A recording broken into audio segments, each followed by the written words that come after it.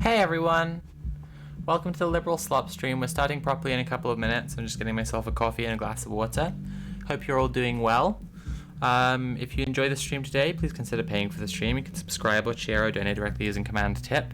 I'd really love to be able to get £300 donations on this stream if possible for transition-related and general cost of living costs. Anyway, we'll leave you with the Disco Elysium soundtrack for a little bit longer. But before I do, let me just tell you that today we have one of the most requested Liberal Slop publications since I started doing the Liberal Slop streams. People have been asking me to cover the Atlantic for as long as I've been doing these. So I hope you'll enjoy the selection of slop I have for you today.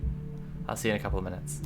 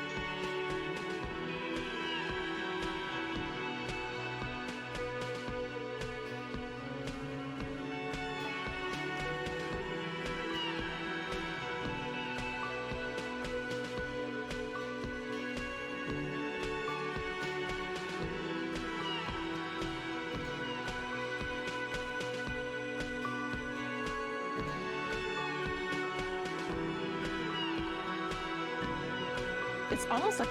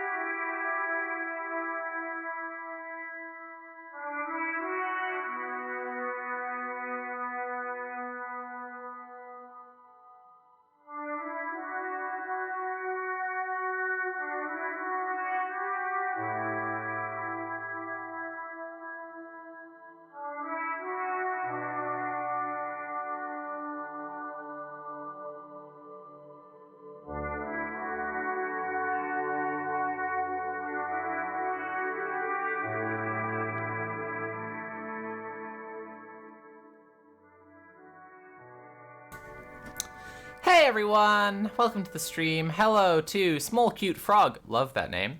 Fanboy is Transboy 18, Infinite Bread 02, Winter Lily, Frongy Chair, fantastic username. Hello to Origulator. Hello to Kiri Magic, lovely to have you here as always. Kiri, hello.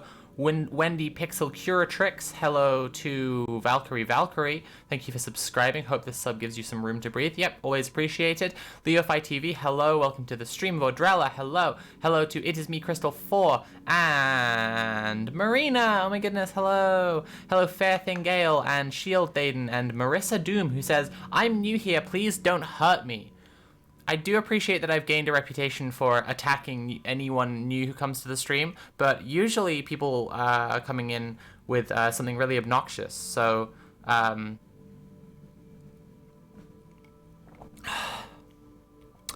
won't promise anything, but it's up to you, Marissa. Hello and welcome to Awesome O'Greeb. Hello and welcome to... Oh, is that everyone? Is that everyone? Beyond 1313. Hello to Brungi. You might need to give me a little tutorial on how to pronounce that one actually. Hello to Yova QWQ. Hello to Sayola and Yavano and Awesome Sorcery and Gale Roses, Chutney Kalen and Peacock Saw. And I think that's everyone. Burzungdi. Hello, Burzungdi. Right. It's slop time. Who's ready for some slop? I was just saying, as we were loading in, I'd really appreciate if we can try and hit an extra £300 in the donos today. So aiming for 570 if possible. I did that the wrong way around. Aiming for 570 if possible for general transition and also broader cost of living related costs. That would be really appreciated. I would like that a lot.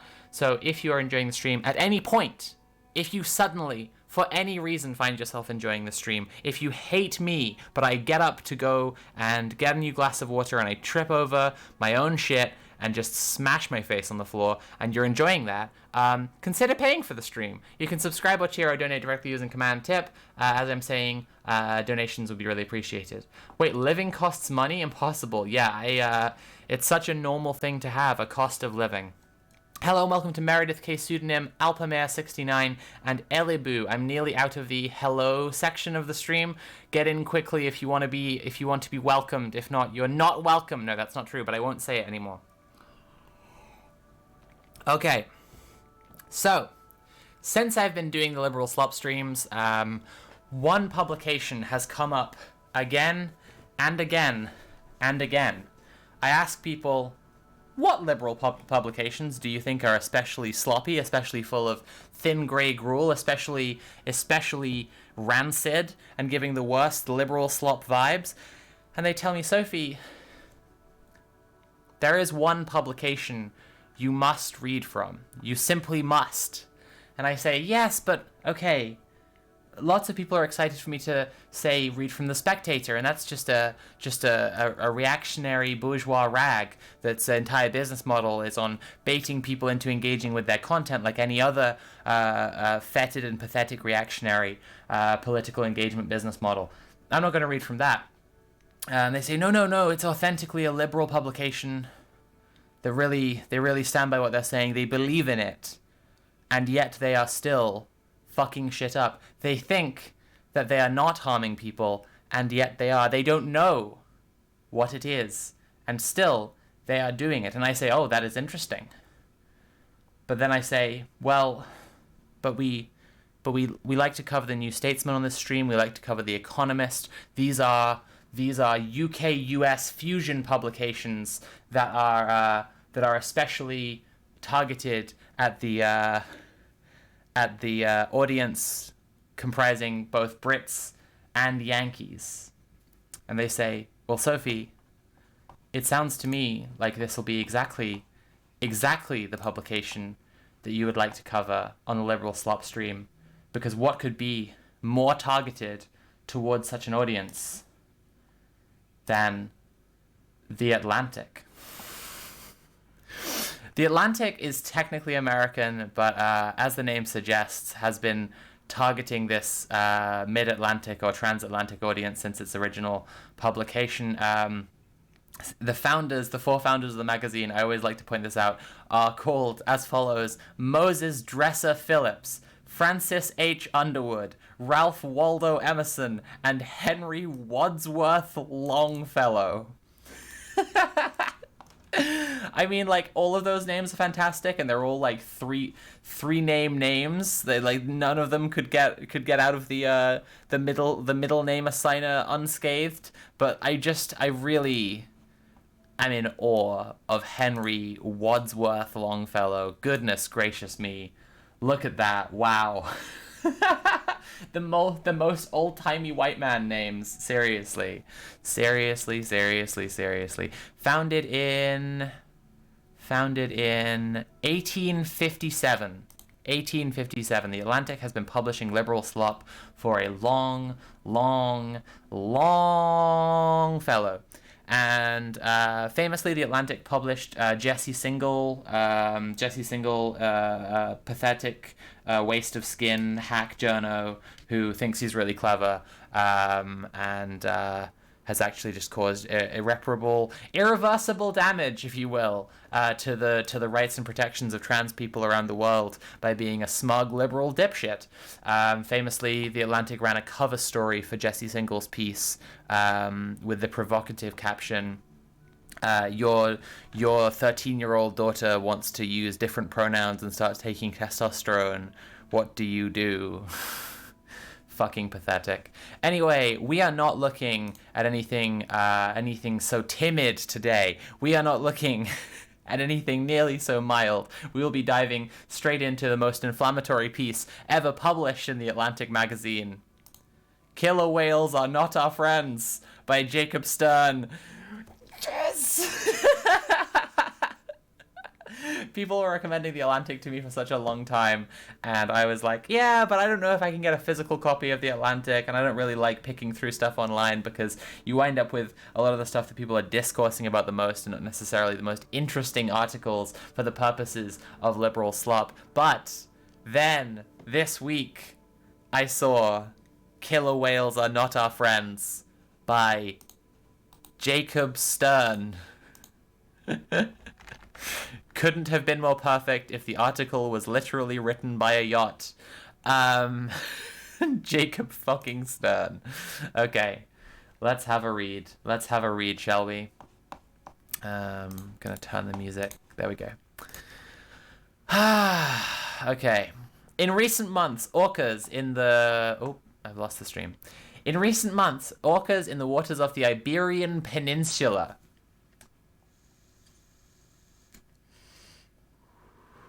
A normal way to describe Portugal and Spain, from a normal fellow who has a normal brain. Orcas in the waters off the Iberian Peninsula have taken to ramming boats. The animals have already sunk 3 this year and damaged several more, after one of the latest incidents in which a catamaran lost both of its rudders. The boat's captain suggested that the assailants have grown stealthier and more efficient. Looks like they knew exactly what they were doing, he said. Scientists have documented hundreds of orca boat incidents off the Spanish-Portuguese coast. Wow, look at that. There is a normal way to say it. There is a way that you can say it like a normal human being. Since 2020, but news coverage of these attacks is blowing up right now, thanks in part to a creative new theory about why they're happening. Cetacean revenge. Now that's a story. So, before we get much further into this, it's probably worth just having a little think for a second about climate change and the nature of our non-human fellow residents on this blue marble. Thank you so much to Beyond 1313 and Infinite Bread 02. Beyond 1313 tipped £5 and said, "I'm sorry I don't have more right now to go towards my clown union dues." Thank you so much, and furthermore, Infinite Bread tipped £15 and said question mark and then a symbol that I can't read. I don't know what that is. It has been smushed in my Streamlabs display. So before we get too far into this, I just want to say, like, our non-human comrades, our fellow residents on this planet, possess intelligence, right? Oh, it's a trans flag emoji. Okay, well, good to know. Thank you for the trans flag emoji. It said question mark symbol, so. Cetacean Vengeance is the name of my new noise music band. Sounds good, sounds good. I like it. I would buy that t-shirt. Especially if it has an orca ramming a yacht on it. Okay. Animals have been positioned in human thought for a long time as lower than us. Lower in the order of intelligence, lower in the cosmic scheme. This is what we call anthrocentric view of the world.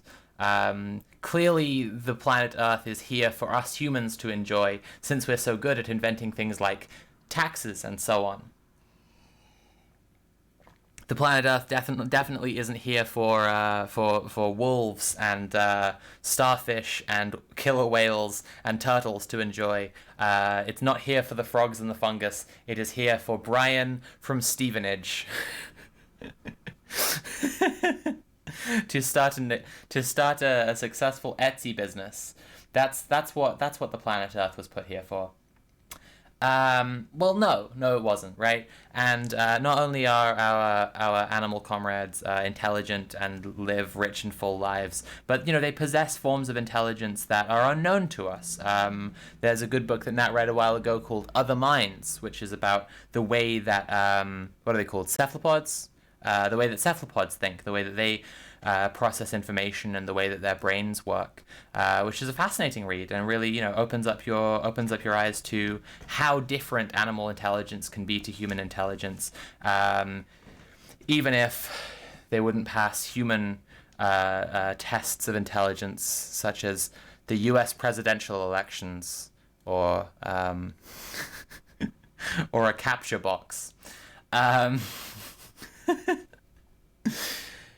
It should be said before before Jacob Stern says too much more. Look at this fucking guy. It should be said before Jacob Stern says too much more in this article, that yes, the orcas are not thinking in terms of human language, culture, politics, systems. They're not thinking about the sovereignty of capital and how it must be ended to free the proletariat. They are not thinking in terms of left and right. But to say that they are not organizing to revolt against a system that is concretely harming them in a way that is perceptible to their minds, intelligence, and social intercommunication? Come on now. Come on now. Come on now. There's an expression I really, really dislike, which is a hit dog howls. I really don't like this expression because it's like, why are we just evoking the idea of like animal abuse, just in everyday language? And so I don't generally use it, but I'm bringing it up here just to say like, it's not actually that complex a response to identify that a pattern of behavior by other animals in your vicinity is hurting you and the other animals like you, as well as many other animals that you cohabit with, and then to get together with other animals of your ilk and attack that thing, right? In the same way that it's not that complicated a process or hard for us to identify the intentionality behind a hit dog howling. I also bring up this expression because the way that it is used colloquially is to refer to someone betraying their motivations and allegiances by complaining very publicly when things are not going well for the group that they suddenly start defending. Bump Facino, thank you so much for the £4.20. Happy Thursday, comrades. Slap that sloppity slop. I'm I'm on it. Thank you so much. Okay, last round of hellos. I'll just do a last round of hellos quickly, and we'll get back to the article. So, where were we up to? We had... My goodness, there have actually been so many more since then. Maybe I won't do this round of hellos. No, that wouldn't be fair. I've said I will do it now. Everyone's getting so excited to be welcomed to the stream. I may as well start with... No, it was above that. Okay. I may as well start with Edolon. Hello, welcome to the stream, and hello and welcome to Prince Infidel and Come Friend. Hello and welcome to the stream. First time chatting. Welcome here. It's nice to have you. Hello and welcome, Come Friend, and also Grove DG and Weirdo of Oz. Hello and welcome. Hello and welcome to Lo-Fi Lemonade 19 and Medenmath or Medenmath maybe. Hello and welcome to Alchemic Punk and Nico Sphinx, and hello and welcome to Winter Lily, who actually I might have said hello to already, but hello and welcome to Mark Salmons and Good Day Caesar, and is that everyone? Panicked Future, hello, welcome to the stream. Hello and welcome to Gremlock Gremlin, and hello and welcome to Penflower. Hello, welcome to the stream. Ryan RTW and Drow Lesbian. Hello to Tia. Hey Andy, lovely to see you here. As always, hello to Mono Inyo. Hello, welcome, and I think that's everyone. Here. Oh, Vec Zero, hello, welcome to the stream, and Limni Polly, and Death in a Lovely Italian, Duke of Blonde, and Kunshi, and Hey Listen Look, and we finally Nazo Homulily. Thank you for coming to the stream, everyone. Hello and welcome. It is fucking boiling hot here. Jesus Christ. Can we try the fan again?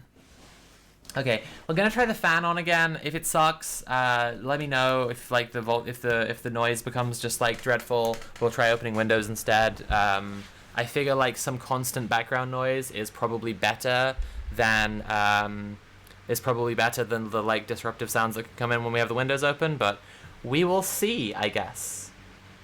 Okay.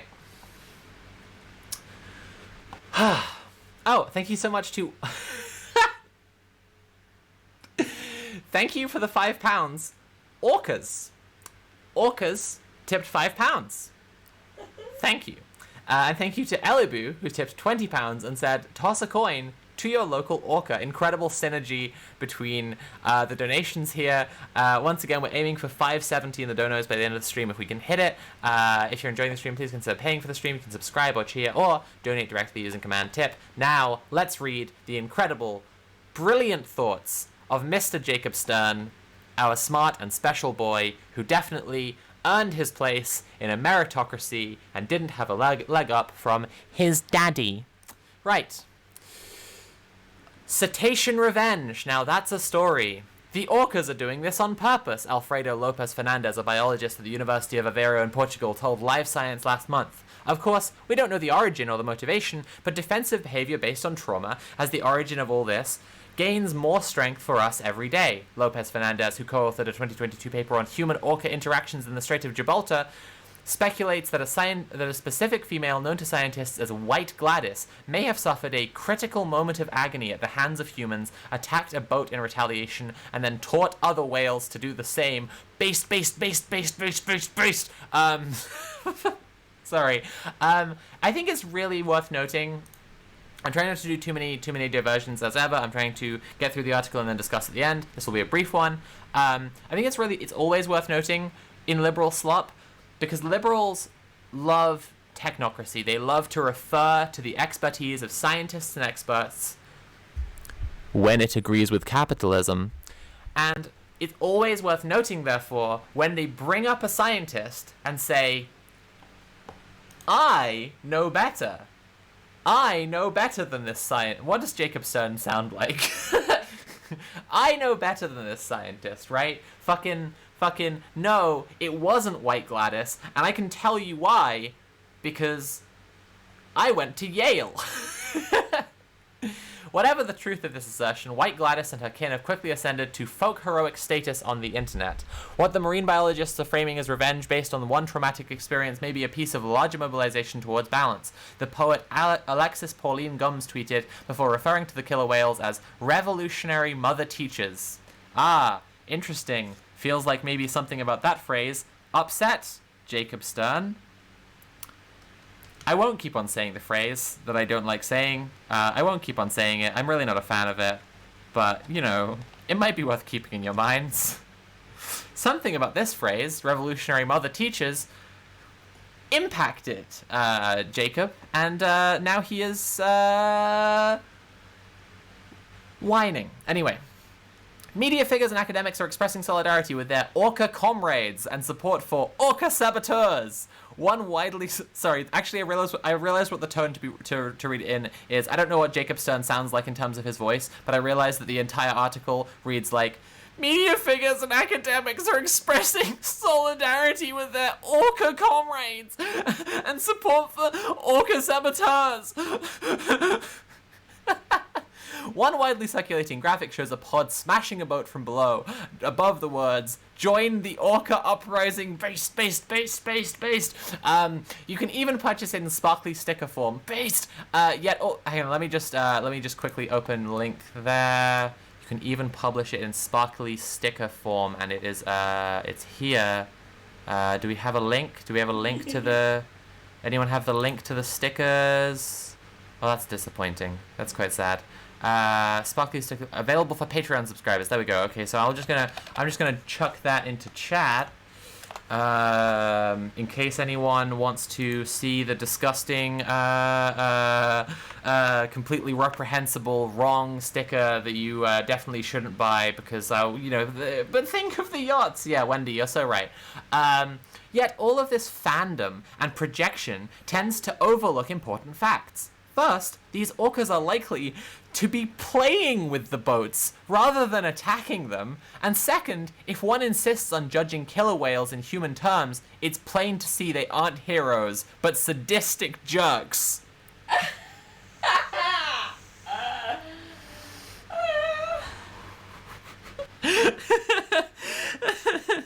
If orcas were real people, they would be just like all of the SJWs and the leftists who bullied me and then kissed my girlfriend. They don't know what they're doing, they're just dumb animals, but also if they did, it would still be bad. Oh god, alright. The recent incidents, none of which has resulted in any injuries to humans, then chill out, bro.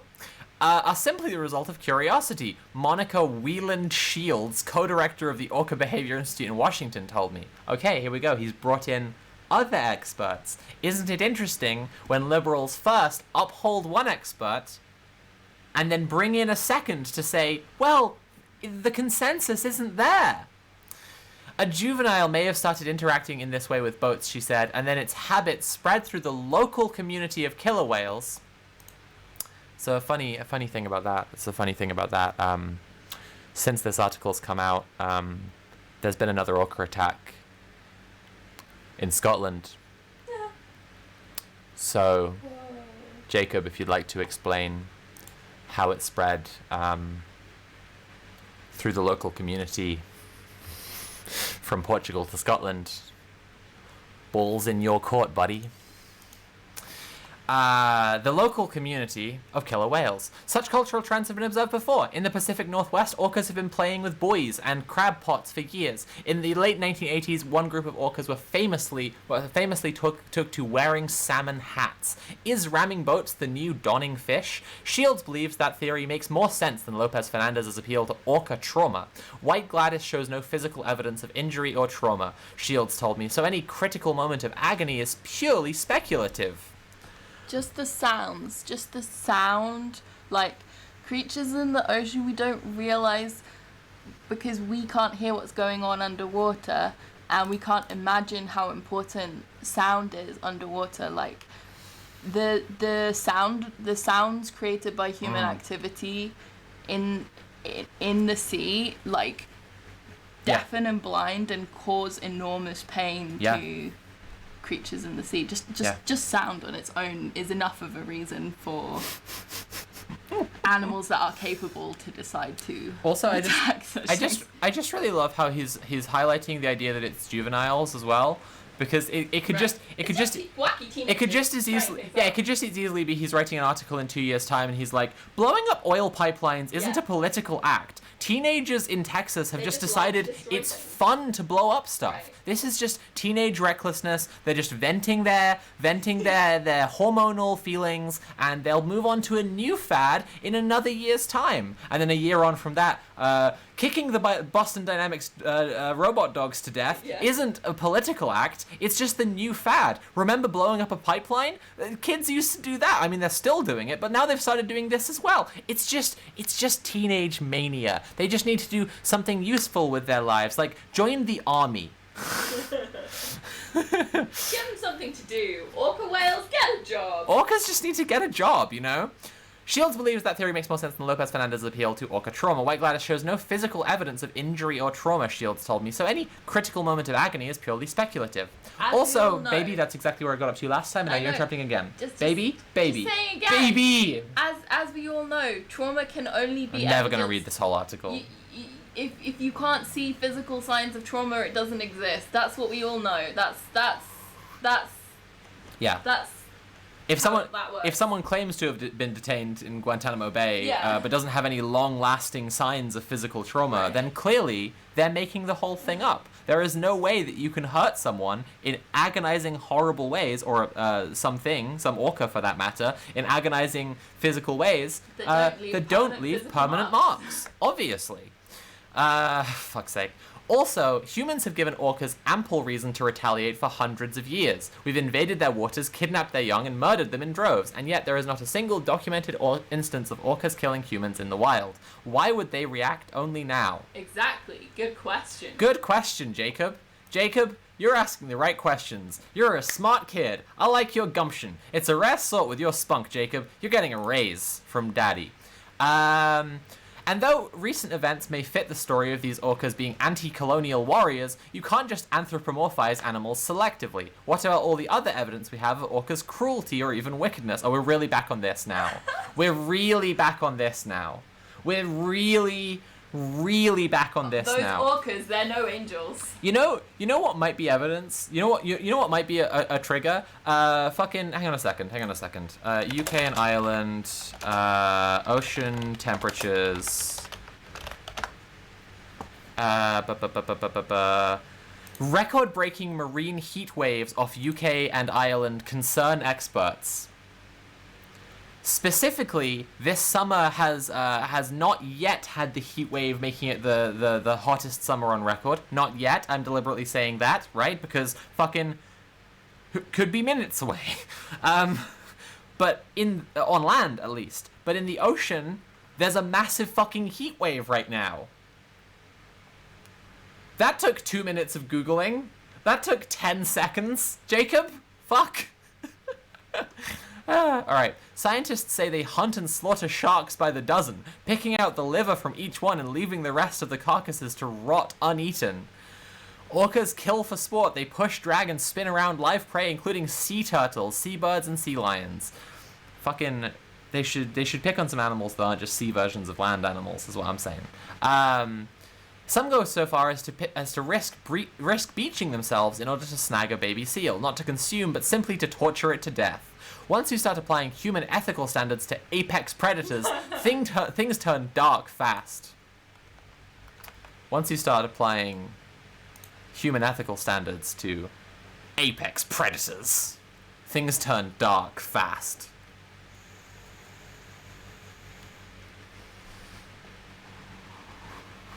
Great point in chat. Jacob, have you heard about humans?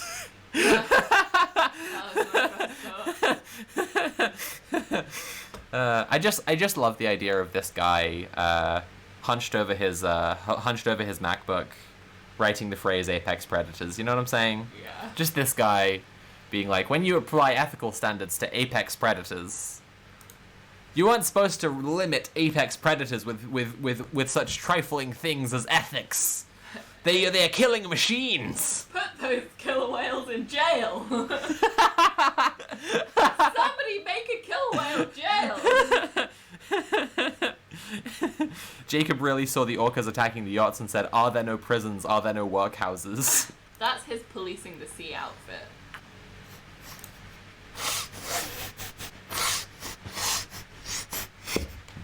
He gets them to jump through a hoop, but the hoop has a cage on it.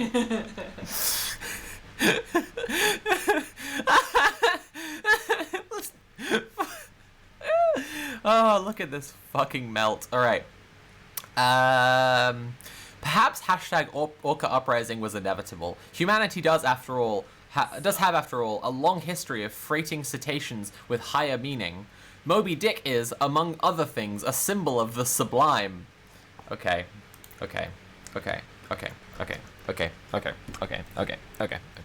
Jacob? One professional essay writer to another. I'm just going to give you a tip here.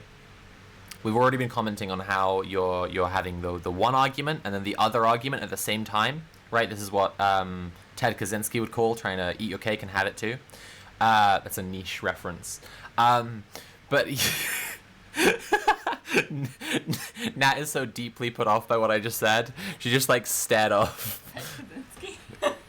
Okay, fine. Ted Kaczynski was caught in part because his brother read the demand letters from the Unabomber and it used the phrase, "eat your cake and have it too." Yeah, and he called into the FBI and said, "Very few people say this expression this way round, but my brother is one of them and I think he might be the guy, considering he recently went to live in a cabin in the woods and we haven't heard from him in a while. He's a dedicated environmentalist, he's furious at the establishment, and yes, he uses this phrase." Jacob.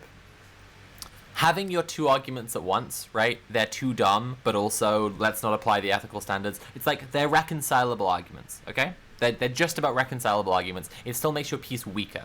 But now you've gone from the sentence, I'll just read it back to you, Jacob. "Once you start applying human ethical standards to apex predators, things turn dark fast," into a next paragraph, which is about human literary references to large beasts in the ocean, okay? You've gone from we shouldn't apply human ethical standards to these killer whales to here's what whales mean in human culture in 0.002 seconds, okay? It's there are reconcilable arguments and then there's just saying the opposite of what you were just saying. Okay, that's just Jacob, okay? Just like take it from me. I had to pull myself up by my bootstraps, unlike you. Okay. The biblical whale, or is it a large fish, swallows Jonah is an instrument of divine retribution, a means of punishing the wicked in much the same way some have framed the boat-wrecking orca. The whale 52 Blue, known as the loneliest whale in the world because she speaks in a frequency inaudible or at least incomprehensible to her brethren, has become a canvas for all shades of human sorrow and angst. Maybe I was wrong. Maybe he is talking about how we project things onto whales. Orcas in particular have long been objects of both fear and sympathy, in some cases with an explicitly anti-capitalist stint. The 1993 classic Free Willy centers on a conniving park owner's scheme to profit off the bond between a child and a young killer whale. Yes, and that park owner looks like this.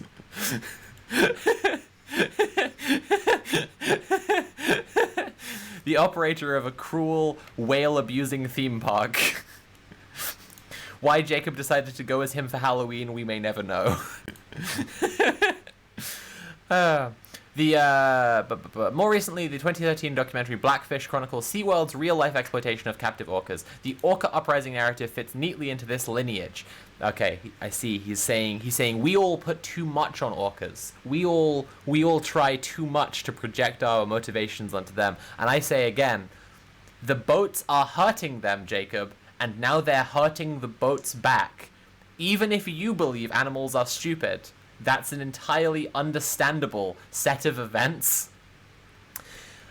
In our present era of environmental catastrophe, Shields told me, it's appealing to think that nature might fight back, and that the villains get their just desserts.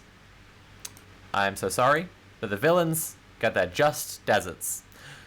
But projection and anthropomorphization, it's just that, okay, I don't like to appear like a petty little bitch when I'm looking over, but it's just when it's the Atlantic, Yes. You know, when it's because, like, you know, I made fun of I made fun of Ruby Sampson's piece in the Daily Mail for being full of typos and whatever. But that's the Daily Mail, right? They supported Hitler. They factually supported Hitler. That's a thing I can't even get in fucking legal trouble for saying, because they factually supported Hitler, and it's really easy to look it up, and right? she's literally writing about you.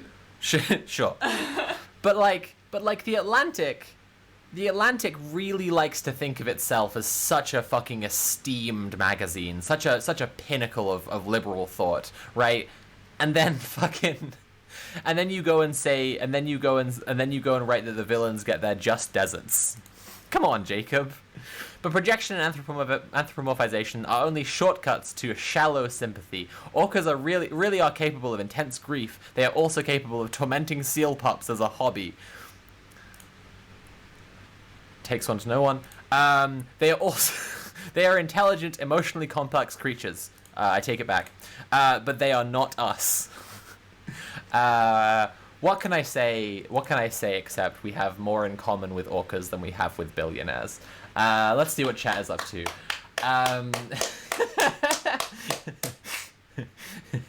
This guy has a notebook on his desk with the heading Famous Whales, Moby Dick, Free Willy, Pearl from SpongeBob. Oh my god. No, it's a pun. Because of climate change, soon there will be just deserts. Oh Christ. Oh no.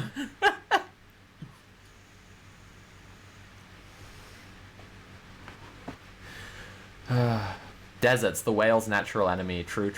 So true. Oh, Vaudrella, thank you so much for the £34 and 48 pence. I really appreciate that. Remember, everyone, if you're enjoying the stream, please consider paying for the stream. I can't live off my daddy's savings account like Jacob can, so I'm doing my job right now, and it's nice when I get paid for my job. So please consider subscribing, cheering, or donating directly using command tip. If we get to 570...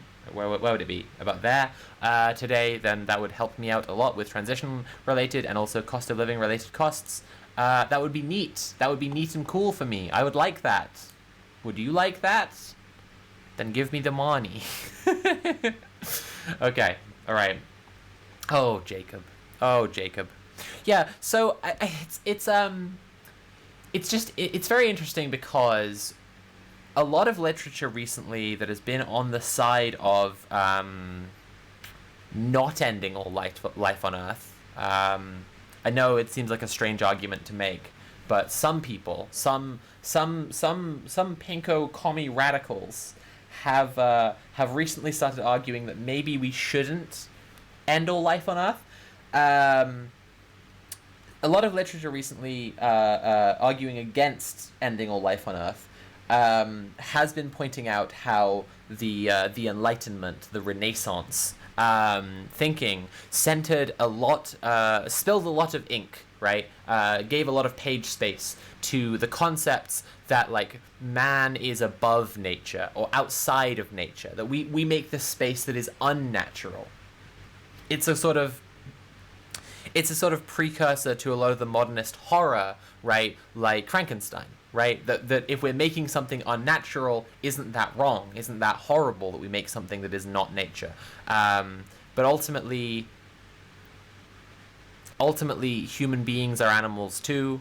The things that we are doing are natural, because what could really be said to be outside of nature? And this is what a lot of people are spending like time and careful wording pointing out. And so it's very interesting to see, without directly arguing against those, without citing Malm or We Are Nature Defending Itself or anything like this, Jacob has taken the opposite stance.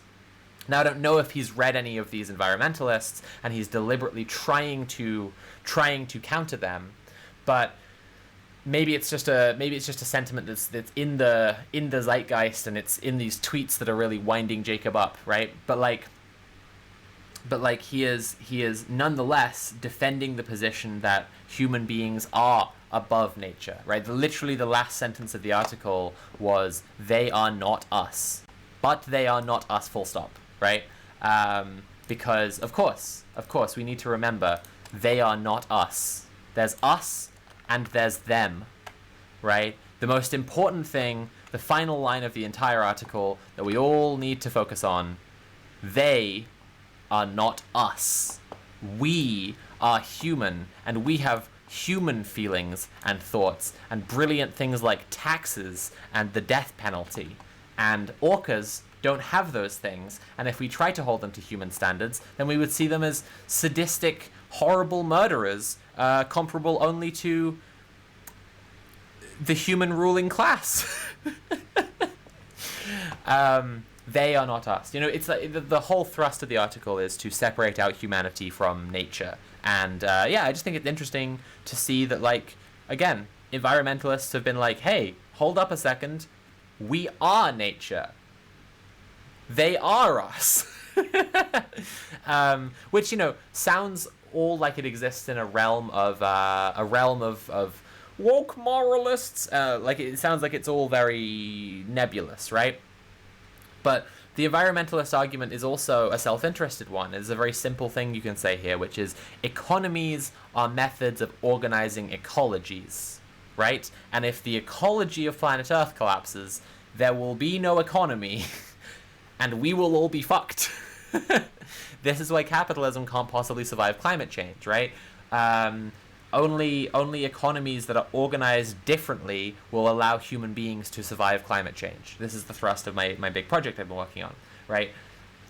It's not simply an argument to say we should care about the polar bears, we should care about the killer whales. It's an argument to say we literally can't escape from the world that we live in and the world that we make, the world that we get up every day and participate in, and by participating in, perpetuate and continue to allow to exist, right? We can't escape from it. We can't escape from nature. But some people have been trying to escape from the world as we know it, and that is what I would like to talk about with our next article. Look at that! I segged. Did you like the seg? That was pretty smooth? Was that pretty good? Did we all enjoy that? That was smooth as fuck. If you're enjoying the stream, please consider paying for the stream. You can subscribe or cheer or donate directly using Command Tip. I'm really trying to get to 570 on the dono goal today, if possible. So, you know, think about it. Rocker26A says Tim Curry. So yeah, let's just get up that clip, because that's actually a great starting point. Tim Curry space. Here we go.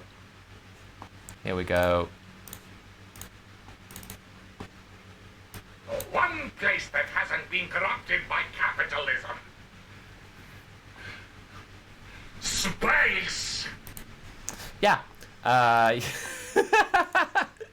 That's actually a genuinely really good lead-in, because I'm going to talk about the Titan sub, the submarine which went down to explore the Titanic, the sunken ruins of the Titanic a few days ago.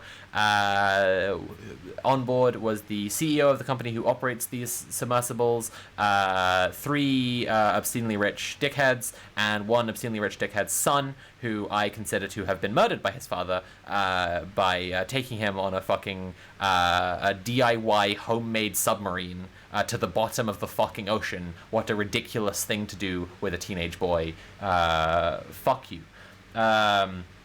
Anyway, I won't be engaging in so much glee and mirth as there's been on social media about the submarine going missing and the people on board dying. Because as I say, there was a teenage boy on board.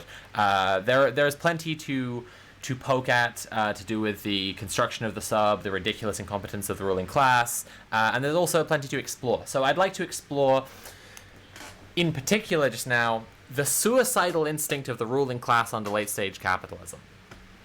And how I'd like to do that is, once again, by looking at an article in The Atlantic. So, let's have a read of The Titanic Sub and the Draw of Extreme Tourism. After this vape.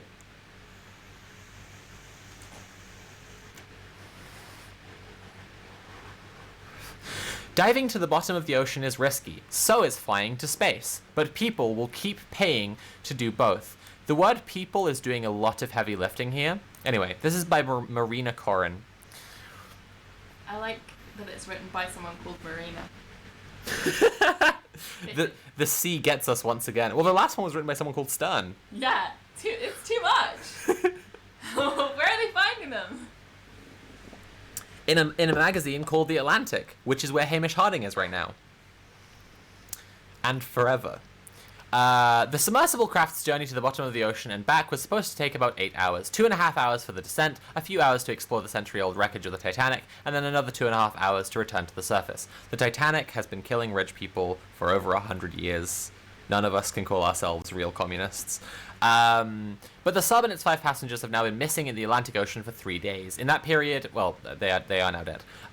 In that period, it has had no communication with the rest of the world. American and Canadian crews are searching the sea for any sign of the vessel, and time is against them. When was this written?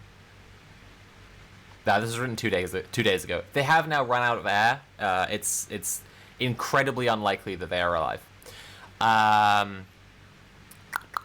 And time is against them. According to a US Coast Guard official, the submersible has a finite supply of emergency oxygen, which is dwindling by the hour. What began as an adventure has turned into a frantic rescue operation. The voyage, as grim as it seems now, is one of many treacherous tourism options for the wealthy. Now we become honest. In the subheading of the article, we said, people. Yeah. Here we tell the truth. Options for the wealthy. The last submersible, named Titan. Why would you name it after the Titanic? Why would you get into a submarine named after the Titanic? Why would you allow yourself to be sealed in a way that can only be opened from outside? In a submarine named after the Titanic to go explore the Titanic? Why would you do that? Why? I'll tell you why. It's the suicidal instinct of the ruling class under late-stage capitalism. Let's carry on. Belongs to Ocean Gate Expeditions, a research and tourism company specializing in deep-sea excursions, which has charged $250,000 for a ticket to the Titanic. Wealthy adventurers could also pay hundreds of thousands to fly to the edge of space, or millions to orbit the Earth. When traveling to such dangerous, exotic environments, disaster is always a risk, and yet, people pay considerable money to take it on. As the rescue efforts continue, details about the submersible experience have emerged. The expensive voyage is far from luxurious. David Pogue, a CBS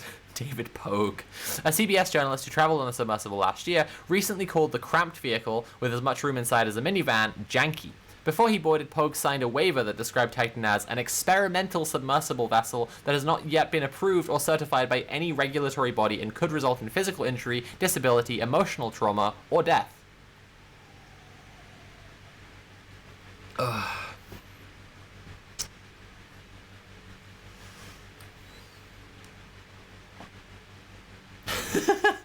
Someone posted in 100 years the sub looking for the Titan will be called the Tit. That's actually pretty funny. The New York Times reported today that a few dozen submersible experts, oceanographers, and deep-sea explorers wrote a letter in 2018 to OceanGate's CEO, who is on board the missing vessel, expressing concern about the safety of the sub. People still signed up, of course. The reason some human beings are drawn to such extreme tourism is rather straightforward, if slightly unsatisfying. They're just like that. That's, okay. You know, in journalism, there's burying the lead, and then there's burying the lead, and when you get to the lead, your answer is, people are just like that. Is that all there is? Like, there's more of the article. We're about halfway through, but she's just said the drawer of extreme tourism, and here she says, they're just like that. We're all wired a bit differently, James Petrick, a professor at Texas A&M University who studies tourist behavior, told me. Researchers categorize travelers and their motivations along a spectrum. On one end are the risk-averse psychocentrics who travel least often and to familiar spots. On the other end are the risk-embracing allocentrics who travel often and are more adventurous. Most people fall somewhere in the middle, Petrick said. You may go on a vacation and a bungee jump, but you want the comforts of your hotel room the rest of the time. Adding to Titans, well, that's... Okay, so we're already hitting major flaws in this framework. So, like, I am just gonna pull out of it for a second. If we're talking about people... If we're categorizing people by how much risk they enjoy all the time, right? This thing we're discussing, this specific thing we're discussing, taking a janky little submarine to the bottom of the ocean, it's not psychocentric, as they put it, like being risk averse and traveling rarely, right? And it's not allocentric and traveling all the time and being super adventurous. It's doing one specific, extremely fucked up and scary thing. Like, again, there's I mean, there's at least comparisons- one. I'm saying there's at least one billionaire on board, right? Are we to believe that he lives his life constantly at the absolute edge of danger all the time? No, he's a fucking billionaire. The comparisons, He ran a fucking private jet company. right. Luxury and comfort are his bread and butter in a very literal sense. Like, the basic comparisons you'd expect to be made would be, like, skydiving or, like, dangerous, like, mountain climbing and shit like that. Like, people have been comparing to climbing Mount Everest, which Sure. is also an extremely expensive thing to do. Yes. Um, No, they are making that. Yeah, again, there is a class characteristic to that comparison, because like a lot of the corpses up Mount Everest are the corpses of rich people. Yeah. Yeah, exactly. What were you gonna say? like, it's not just the style of travel, basically. That you'd think if you were going to compare it to anything, it would be like extreme sports kind of activities. Yeah. Awesome O'Greeb has said, quote, "The maker of the Lost Titan submersible previously complained about strict passenger vessel regulations, saying the industry was obscenely safe. I don't know if this will be mentioned in the article, but it's worth noting." Yeah, it is worth noting that, like, it's incompetent. It's not them all going, "Ooh, wow, how fun, we could do a thing that we might fucking die." Like, it's not the draw of extreme tourism. Right. But wait, I will still loop this back around. It is the suicidal instinct of the ruling class under late-stage capitalism. We'll get there. We will get there. But I'm just saying, this, like, were the people on the sub, risk-averse psychocentrics or risk-embracing allocentrics? It doesn't... This framework makes no fucking sense. Again, Hamish Harding, who... I'll say now, and it will be relevant again later, had been on Jeff Bezos' Blue Origin space tourism, right?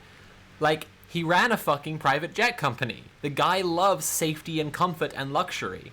It's not that he's like he was an adrenaline junkie. It's a fucking... This is ridiculous. Liberals! Alright, we're gonna carry on. Adding to Titan's appeal was the submersible's destination, the site of the most famous shipwreck in history where more than 1,500 people perished. Visiting such gruesome places is part of a phenomenon known as dark tourism. It's tourism, but you might get haunted by a spooky ghost. Countless visitors travel to the sites of concentration camps, battlefields, and Ground Zero. Okay, would we really put going to visit concentration camps and visiting the shipwreck of the Titanic in the same boat, though? Pun intended.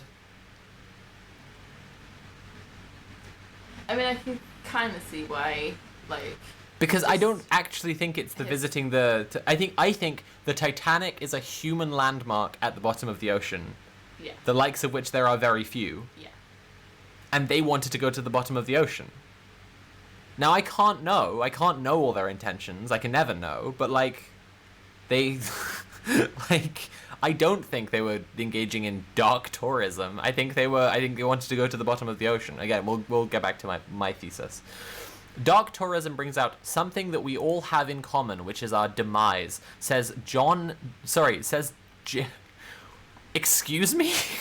Says J. John Lennon? What? Okay. Says J. John Lennon, a tourism professor at Glasgow... Sorry, I'm really getting fucked up by this. Okay. We live in a simulation. We live in a fucking simulation, guys. The Matrix is glitching again.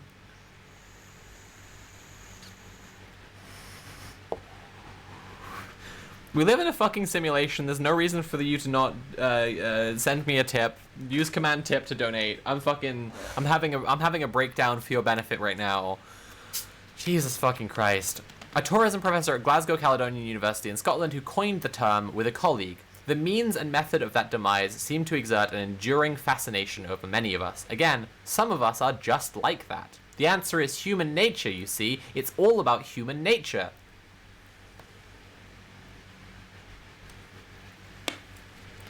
Alchemic Punk says, alright, time for the edible. J. Jonah Jameson John Lennon. Dr. Mule Lennon. Oh, Christ. Tours of places such as Auschwitz can have historical and educational value. Fucking hell. I really dislike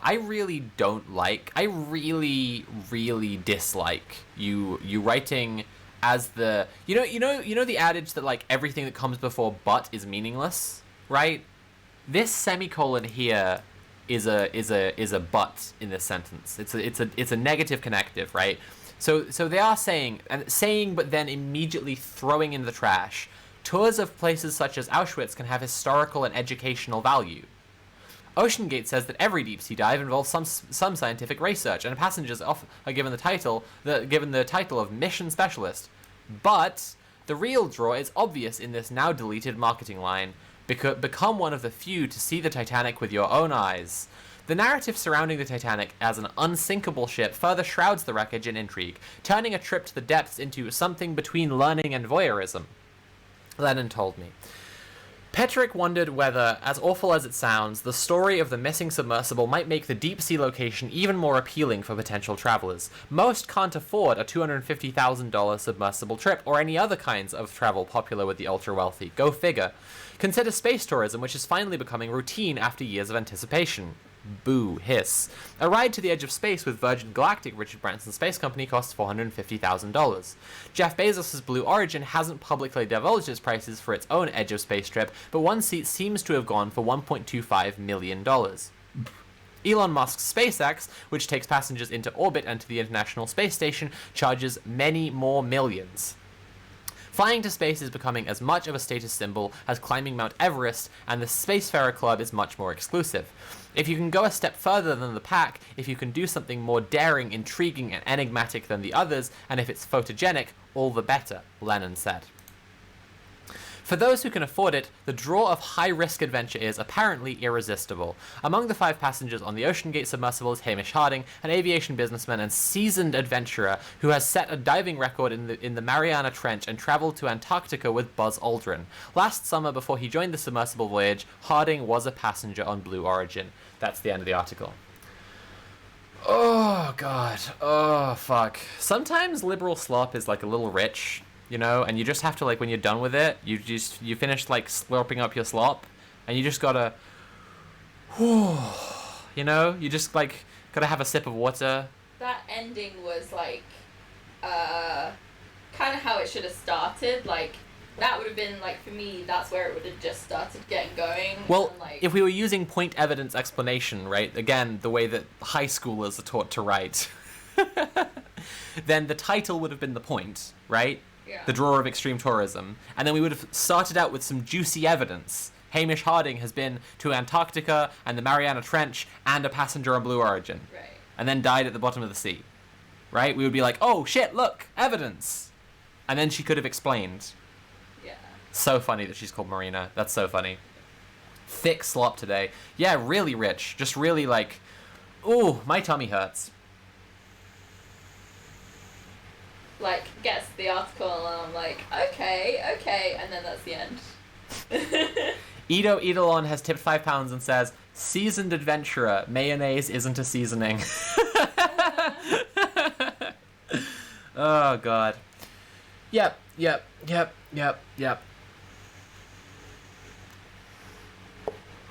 Okay, so in our adventures in liberal slop so far, I really feel like I have belabored the point that Sie wissen das nicht, aber Sie tun es, or if we prefer, Sie wissen, dass es nichts ist, aber Sie tun es. I've really hammered home the way that this ideological writing works, but I want to focus on the fact that whenever they specifically attribute everything that's going on to human nature, that's a fantastic example of Sie wissen das nicht, aber Sie tun es, because they are saying it's nothing, right? Even the way that she says it's human nature in this article, she says they're just like that. Like, they're just like that. It's dismissive. It's deliberately dismissive. It's human nature. Now, I don't believe in human nature.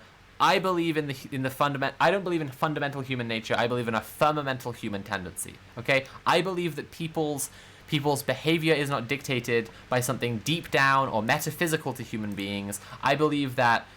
Oh shit! My Firefox has done something crazy. Oh, uh-oh. Oh no, I've lost the article. Oh, I didn't need to read it back. I don't believe that human behavior is dictated by fundamental essence, right? I believe that people are so inventive and creative and imaginative that they could potentially do absolutely anything, right? But it's the ceiling that is put on us, right? The limits that are placed on us that dictate so much of our relations, right? So much of our interactions, so much of our behavior, right? So this is why we see, for example, that people's behavior in a recession can be predicted fairly well, and people's behavior in prison can be predicted fairly well, right? And to some degree, we could apply the same thing to this article, and everywhere that she is saying that's human nature, we could say actually it's human tendency, right? Because there still is a ceiling placed on these ultra wealthy. There is still a limit they can't surpass, and that's the richest, most expensive possible things to do on Earth, or even beyond Earth, thanks to Bezos, Musk, and Branson. Thanks so much, guys. Thank you. Existence precedes essence, you might say. Haha, my autistic obsession with existentialism strikes again. Thank you, Phenomenological Cat. Awesome Agree, thank you so much for the £12.50. Here's 0.001% of a Blue Origin Edge of Space ticket. Thank you, I really appreciate 0.001% of a Blue Origin Edge of Space ticket. If anyone else would like to give me 0.001% of a Blue Origin Edge of Space ticket, there are, 160 people watching? If most of you gave me that, then we could get down to 0.1% of a Blue Origin Edge of Space ticket by the end of the stream. That would be amazing. You know, maybe then I'd be able to afford 0.1% of a Blue Origin Edge of Space ticket.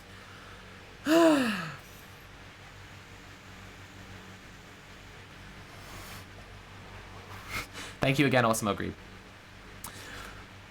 When I'm saying that it's a suicidal instinct, I'm not saying what she's saying in this article, because I don't think that it's a draw and an appeal of like the danger and the morbid and the possibility of your own demise. I don't think that stuff has to go through people's heads at all, right? Nor do I think that the motivations that are primarily driving them have to go through their heads at all. Why do I think that? Because...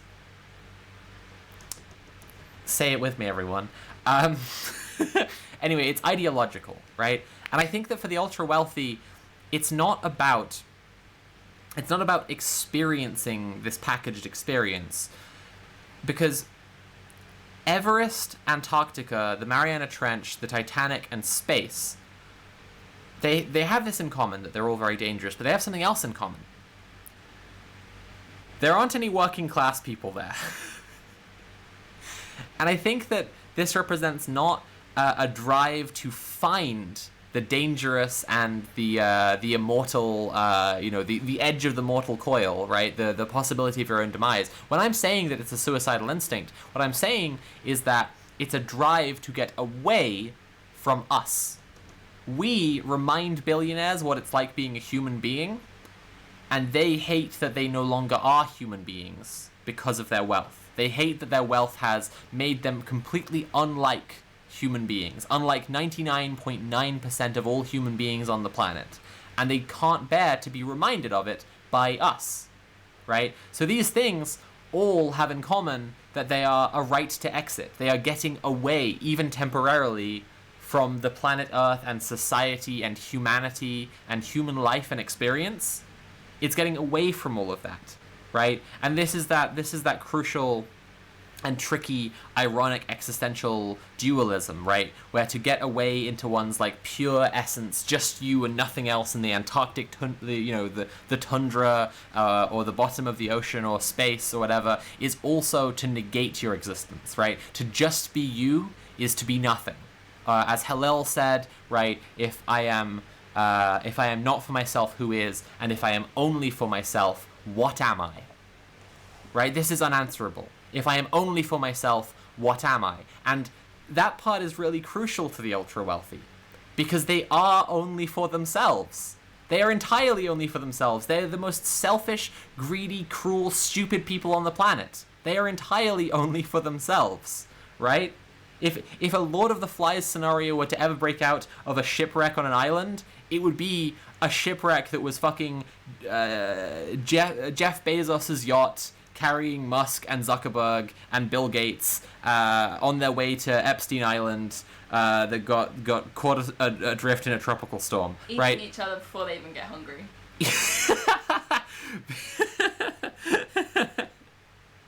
Eating Elon Musk before they even get hungry, because I mean, he's just acknowledged publicly today that he's not going to be able to beat Zuckerberg in a fight. But it's like, these people are terrified of recognizing the fact that everything they have that makes them special is our labor. Like, their desire is to be special, is to be unlike us, but everything that they have is because of us. And so they have this enormous outsized desire to seek these experiences that make them feel special, that make them feel like legends, that make them feel like... Love some Hegel, love the master-slave dialectic, simple as, don't like it, there's the door. Yeah, it's a classic Hegel moment. Oh, Hegel moment. And, like, you can see it especially in the language of the CEO of the Titan company, where he's, like, complaining about the regulations, and some right-winger was saying wokeness killed these people because they refused to hire... Let's go get that. Like, experienced 50-year-old submersible white men or whatever. And it's like, the reality there is that these guys are so fucking desperate to be special and unique and have an opportunity to prove that they can build their specialness from scratch, build their success in, like, an unknown space where they're not relying or dependent on the not just the labor of working class people, but the even experience and knowledge and education of people that came before them, that they will literally endanger their own lives because it's that important to them to prove that they can hoist themselves, like, you know, they can create a legendary status for themselves without anyone else's help or oversight or knowledge. Very Ayn Rand shit. First principles bullshit. Yeah. That's my little rant. No, I liked it. I think it's very, very true. I also think that, like, their attempts to escape, right? Yes. Like, it is such a crucial part of this. And when I'm calling it a suicidal instinct by the ruling class, I'm saying, like, this instinct to escape and this desire to escape from us, that is suicidal. Yeah. Because living in society and living around people is all there is. Like, you know, to return to this, like, modernist thought that posits, like, human beings above nature, like, it's because, like, that exists because human beings' moral, emotional universe contains other human beings primarily. Yeah. Right? And sometimes it's bigger than that, and then it also contains mammals, and then it also contains birds, and then it also contains sea life and insects. And sometimes it's smaller than that, and you're a billionaire with a moral universe of 1. Right? But, like, if you have a moral universe of 1, that's a very boring way to live your life. That's incredibly, incredibly tedious. There's a hole to fill. There's a hole to fill. Yeah. So there's a part of this article, this, like, what's the draw of extreme tourism, which is true. But there's also, like, so much of it that's obviously not. Or just missing. Missing, exactly, right? It's like they can say they're drawn to how dangerous this is. They need excitement. They can't say it's Why? really boring being a billionaire. Yeah. They can't say it's boring being a billionaire because the type of person who would become a billionaire has a fundamentally boring existence, and then becoming a billionaire is the ultimate fulfillment of that boring desire. Yeah. Right? And leaves you with absolutely nothing. And there's this, like, frontierist aspect to it as well, like, especially with, like, colonization of Mars, these kinds of ideas. Right. Like, seeking a fresh space to prove yourself where you're imagining somehow that you're proving yourself in a unique environment that's exceptional from your dependence on the labor of the working class. Yeah, exactly. Like, it is extremely libertarian, but I think that a lot of that is, like, that would be where their professed ideologies come in, right? And the thing about Sie wissen das nicht, aber sie tun es is, like, you can be saying, I pulled myself up by my bootstraps, I made everything I have, blah, blah, blah, but it doesn't actually impact your actions in the same way that you think it does. Yeah. Right? Because action, like, because that's the thing that the Marx is trying to encapsulate about a materialist understanding of ideology, is that our ideas and our imaginative landscape and our ideology is actually unmoored from a direct action. Like, our actual action and impact on the world is materialist. And then what we profess, what we think we believe in, that's actually almost nothing, right? It almost doesn't matter at all, because, like, because you could be saying that you're a communist, but, you know, you have to live within capitalism. You need money to live. Right. If you're enjoying the stream, please consider paying for the stream. You can subscribe or cheer or donate directly using command tip. If we get to 570 today, that'll help me to pay for some transition and cost of living related costs. I'd really appreciate that, so please donate using command tip if you can. And, like, it's only in actually practicing materialist relations of non-capitalistic, you know, social interaction, right? Engaging in mutual aid, like helping our friends out, organizing in the community, that I'm actually, like, being a communist in any sense, being an anarchist in any sense, right? This business I run, Sophie from Mars, I'm fully aware that it is a small business, and I have to pay fucking taxes on it, and I have to, you know, we need to get the money in to pay our monthly bills and stuff. It, you know, and so they can be rich libertarians and believe they're rich libertarians and act in rich libertarian ways, but crucially there's an emotional reality that drives unbreachable gulf between what they believe in and what they're doing. Let's nonetheless have a little look at some tweets on them being libertarian. Underwater libertarianism, theory, reality.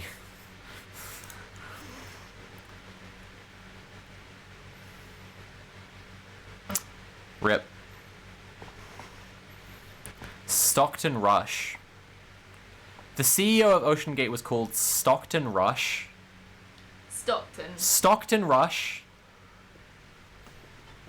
It's like smallest domino, right? Giving your son a name he will definitely be bullied in high school for. Largest domino. Naming your son after the stock market. He's called Stock Rush. Right, like, doesn't... Fuck. Honestly, doesn't that say it all? Stock Rush and his cousin Bank Run. It's fucking, like, for like, white-collar, working-class, middle-class people, you get fucking Fight Club. Yeah. Right? Yeah. And then for the people that are richer, you get this shit. Yeah. They suffer under a constant weight of a feeling... The ocean, yeah. No, go on. So I'll give you the microphone so you can... They suffer under a constant weight of feeling emasculated by their position in society that they have created and burdened everyone else with. Yeah. And because there's no... Yeah, there is, like, they this is why fucking Zuckerberg is training like a fucking gladiator or whatever the fuck. Yeah. Because they don't feel any, like, their physical body is not involved in their work. Yeah. They live in luxury. They rely on the efforts of many other people's physical bodies, and they feel this, like, that's emasculating to them in some sense, like literally being named after the stock market. Some, like, those Wall Street guys have such a hyper masculine fucking like bullying culture. Yeah. Because of that as well, because they're making so much money, like, in a way that they feel challenges their masculinity in some way as well. They have all these fantasies of living out in a cabin in the woods and hunting for their meals and shit, and they go on safari because they hate the world they made. Yeah. they hate the world that they participate in, proliferate, pay people to make for them the way they like every day, and they would like to live in a new kind of world, but they also recognize the advantages that this world has given them, and they want to they just want to escape from this one but retain everything they like about it. Right? And again, this is why I call it a suicidal impulse. Like they want to get out. And I think that the other thing besides because I don't think it's the draw of extreme tourism. I don't think it goes Titanic, Edge of Space, Mariana Trench, Antarctica, what was the other one? Everest, right? I don't think it goes those ones. It's those ones, and then it's also the bunkers in New Zealand. Right? It's like it's every dream of being able to escape, right? It's the right to exit is the most important concept here. And again, liberals can't interrogate that. They can't look at it because why would a billionaire want to leave what we have, what they have? Right. They have everything. That's a scary thought. To tell their audience that the people at the top of the game, the winners of the game, are unhappy. Everything that are suicidally unhappy. Yeah. Right? Like, I'm sure a number of people in the chat have been watching Succession. But we get this shit. Right, for sure. I'm just saying, like, that to tell them that they're unhappy is a taboo, right? To admit that rich people are fucking miserable, unless you do it in some real rat fuck ways. And I'm sure I could dig up some kind of Atlantic article where they're like, why are millionaires unhappy? Yeah. Right? But like, to do that would be taboo. We can't acknowledge that under capitalism. And I lost my train of thought because I looked at the tanker exploding or imploding. This is a point someone was making about the this is one atmospheric pressure, obviously, because it's just air outside, and then it's got a vacuum inside. Fuck. So that's how just like the air outside can do to something that is one atmospheric pressure less than it, right? The ocean is at 375 atmospheres, and then inside is 1 atmosphere, so it's 374 less, right? So there's a XKCD about it. Bike tires go flat. Pressure at this depth would pop the cork into a champagne bottle. Pressure at this depth would force water back up a household faucet. At this depth, if you shot a hole in a pressurized scuba tank, instead of air rushing out, the water rushes in. Right? Right. And then, the Titanic is significantly lower down than that, so...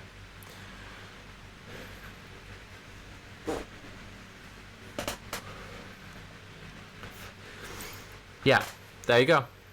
Suicidal impulse of the ruling class under capitalism. I did it. We squared the circle. JR19759 donated £10 and said, "Oh no, taxable income." And yeah, I'm fucking HMRC is fucking us this year. Well, we've explained this on stream before, but like, I don't mind talking about this because like fucking all my money comes from people who watch, so I don't care. And also like it's more machinations of capitalism, so I find it fascinating. It's like with that How To with John Wilson episode where he explores like why the bank was like forcing him into becoming a landlord, like in order to own the house that he was living in that his landlady wanted to give him. Or like have him buy off her rather. Like he needed a mortgage, and then to get a mortgage the bank wanted him to prove that he'd be able to pay it off, and the most surefire way to do that was if he has rent coming in, right? So it's just like, it's like showing the way that capitalism fucks people over at different levels of like doing business, I think is important for us to understand. Anyway, fucking last year and the years before, we were on the model of paying taxes that you expect, right? The one where you get to the end of the year and then you do your taxes and then you owe this much and then you pay it. But then fucking, we didn't know about this thing called payment on account, where you're supposed to pay ahead of time for what the taxes are going to be like next year. And the specific thing is, if you're a growing business and you go from doing the regular payments to the payments on account, that year, which is this year, you have to pay last year and also the year ahead at the same time. Yay! So we're paying like twice as much tax. So we're paying like £1,000 a month to HMRC right now, and it fucking sucks. And that's why, if you're enjoying the stream, please pay for the stream, subscribe, or share, or donate directly as a comment tip. Thank you so much to Kunshi, who also tipped £10 and said clown union dues. Also, your dress is super cute. Thank you so much. I think I'll get up and actually do a spin because I really like this dress, and I haven't shown it off properly. Oh, look at this! Look at this! Look at this! If you're recently self-employed in the UK, look up payment on account. Yeah, seriously. Don't get surprised by that shit like we did. It sucks. It sucks. It sucks. Look at this. Look at this. All right, I'm done. I love this dress. I thought I'd lost it. I was really upset about it because like I got this dress after surgery. I got myself like 2 new dresses to wear after FFS was done.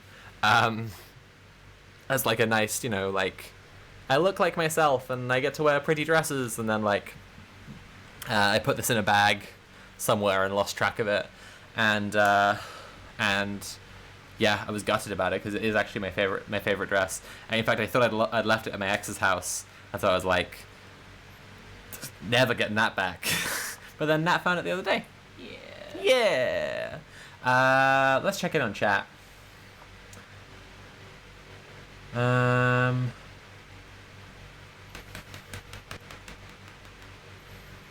The duration of a crush event is measured in milliseconds. Yeah, that makes sense. I mean, watching the oil tanker implode, that's kind of what it evokes, right? Especially if it was 370 times stronger than that.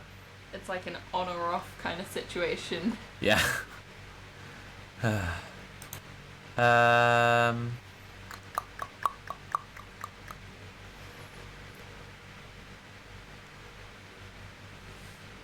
I don't appreciate jokes about pedophilia in the chat, Mr. Blobby's hot cousin.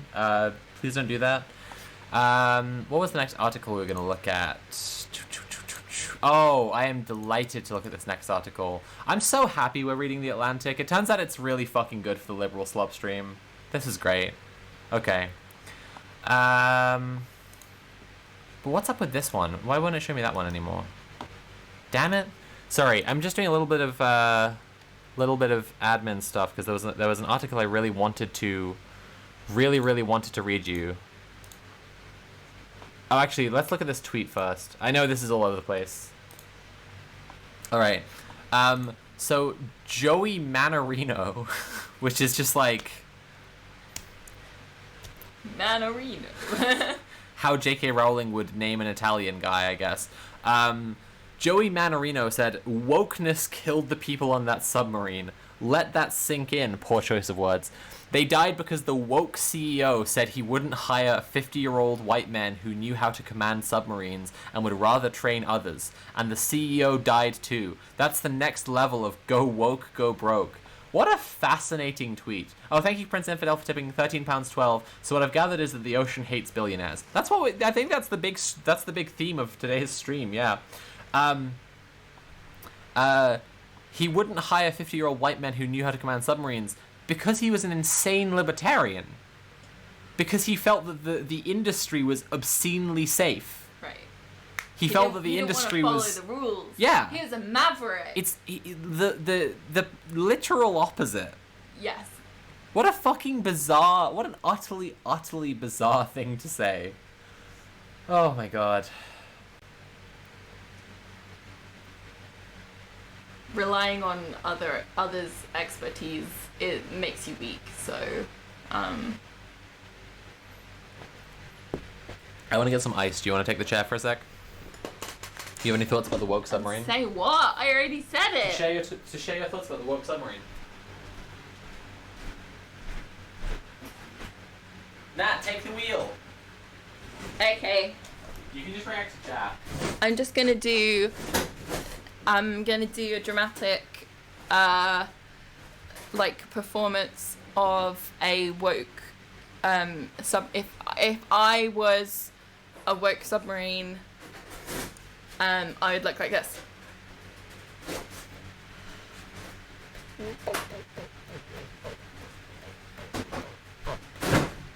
Oh, there's a fish. I'm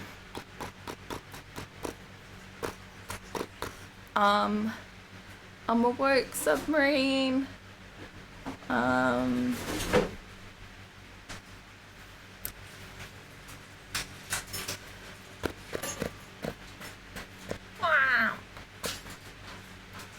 That's, Does chat like your woke submarine? yeah, they love it. Have they said that? We are living in the woke nat marine. I think that means yes. I think that means they love it.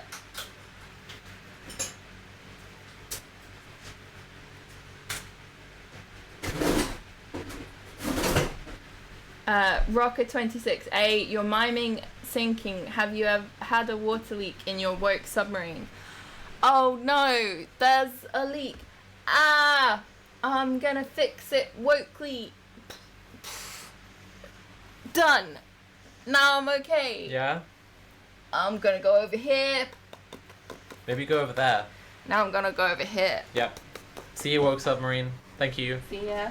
Thanks for that. That was really good. You're welcome. Wow. Look at that. Loads of donations came in because they enjoyed your impression so much of being a woke submarine. Oh yeah. Then no one actually no one donated. That's because they were stunned. They were too stunned. Okay. Yeah. Too stunned. Stunned into not donating. There we go. Bunch of ice and a nice cold glass of Diet Coke. What's better than this? A society in which no one is treated with more consequence than any other.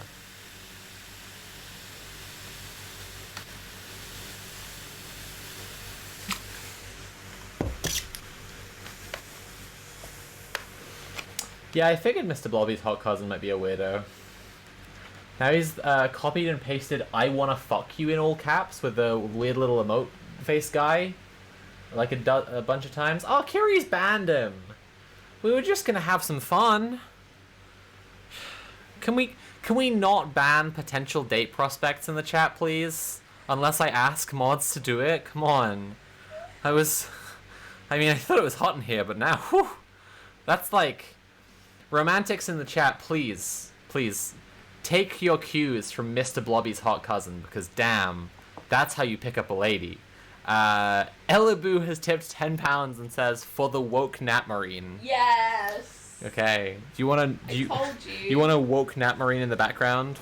While I, while I find the article I was looking for? Yeah. Did you say Sorry,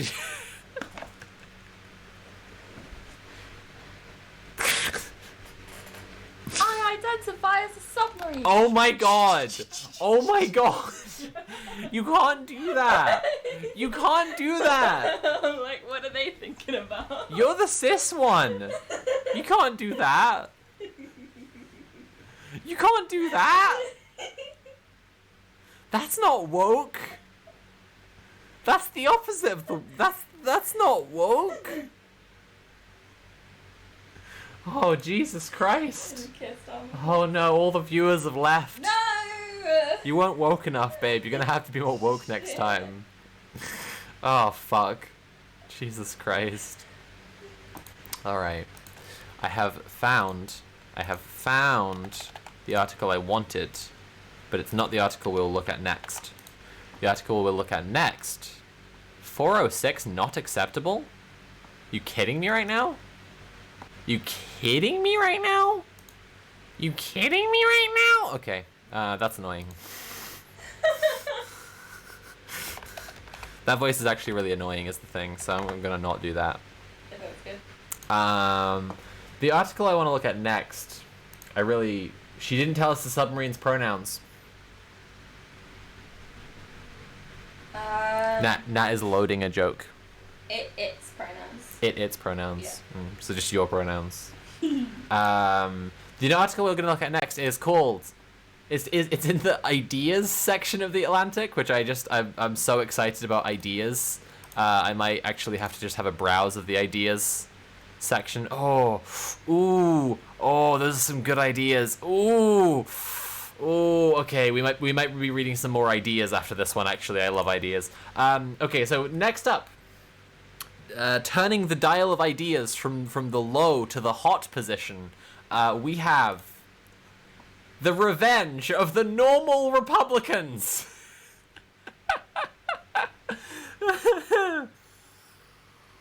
I'm normal. The revenge of the normal Republicans. Where did they go? I'm so glad they're back. It's time for the revenge of the normal Republicans. Will Hurd thinks there are enough normal voters to deliver him the 2024 Republican presidential normal nomination, but is he right? By Tim Alberta. Tim Alberta is a very normal name as well, actually. It's really just normal guys all the way down. Oh. No, not acceptable. Another unacceptable outcome. Okay. This article was featured in One Story to Read Today, a newsletter in which our editors recommend a single must-read from The Atlantic, Monday through Friday. Sign up for it here. I won't be doing that. But also, I believe I've discussed on this stream before my concept of the only book you'll ever need. The Atlantic is mailing their readers one single must-read story from The Atlantic Monday through Friday, and the week that this one came out, which I guess was a few weeks ago, it was this one, The Revenge of the Normal Republicans. When it came out, this was the one article that mattered.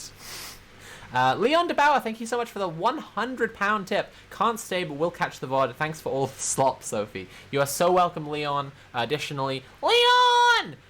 Thank you so much. That only works, actually, if Leon's been watching the Resident Evil streams, or knows or is a fan of Resident Evil. And all I know that they're a fan of is the slop, so I should have made some kind of slop joke instead. So I guess I fucked it. Anyway, thank you so much, Leon. I really appreciate that. Enjoy the VOD. In fact, hi, Leon on the VOD. Hi. Okay. Helotes what? How do you say this word? Is that Helotes or Helotes? Fuck. Helotes, Texas. Last spring, having just retired from Congress, Will Hurd was feeling adrift.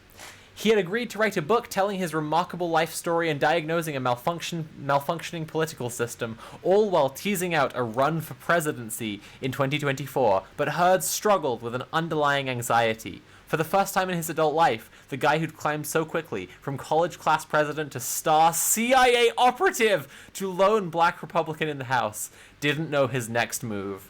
Finally, Hurd sat down with his nearly 90-year-old father and shared his concerns. Okay, we are already so deep in the juice. The liberal slop is quickly rising. It was around our ankles mere moments ago, but it's up to our knees already. I am so overwhelmed with the first paragraph of this article, and dear slop viewers, you must be used by this point to me saying I don't like to just pause throughout the whole article and go sentence by sentence, but this first paragraph has given us so much. I'm gonna need to break it down. Okay, you hearing this, Nat? Helotes, Texas. Last spring, having just retired from Congress, Will Hurd was feeling adrift. He had agreed to write a book telling his remarkable life story and diagnosing a malfunctioning political system. That on its own would be like so much to talk about, right? That would be so much to talk about in a liberal slop stream, because diagnosing a malfunctioning political system is a fascinating thing to say when you know that he has no materialism, right? That he can't possibly be the kind of... He's a fucking Republican House representative, right? He can't possibly diagnose the malfunctioning political system, because the only way to understand it is as a charade and a farce by the bourgeoisie. He is not going to fucking diagnose the malfunctioning political system, and that should be enough on its own. But then they said, all while teasing out a run for the presidency in 2024. But Hurd struggled with an underlying anxiety. He's just an small bean. He has anxiety. It's classic never Trumper stuff. No, wait. But wait though. For the first time in his adult life, the guy who'd climbed so quickly from college class president, so classic lanyard wonk, real bowtie dipshit piece of shit stuff, to star CIA operative, to lone black Republican in the House.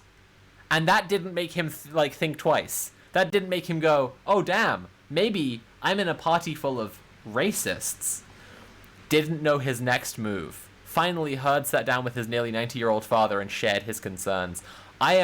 This article, I'll be real, it's popping off. There is so much happening so quickly, and I take back my skepticism wholeheartedly and unrepentantly, right? When I was skeptical as to why this was shared as the single must-read article of this week, of its week, I was wrong. This is the single must-read article from The Atlantic. This is the only article they've ever published, in my opinion. This is the only one that matters.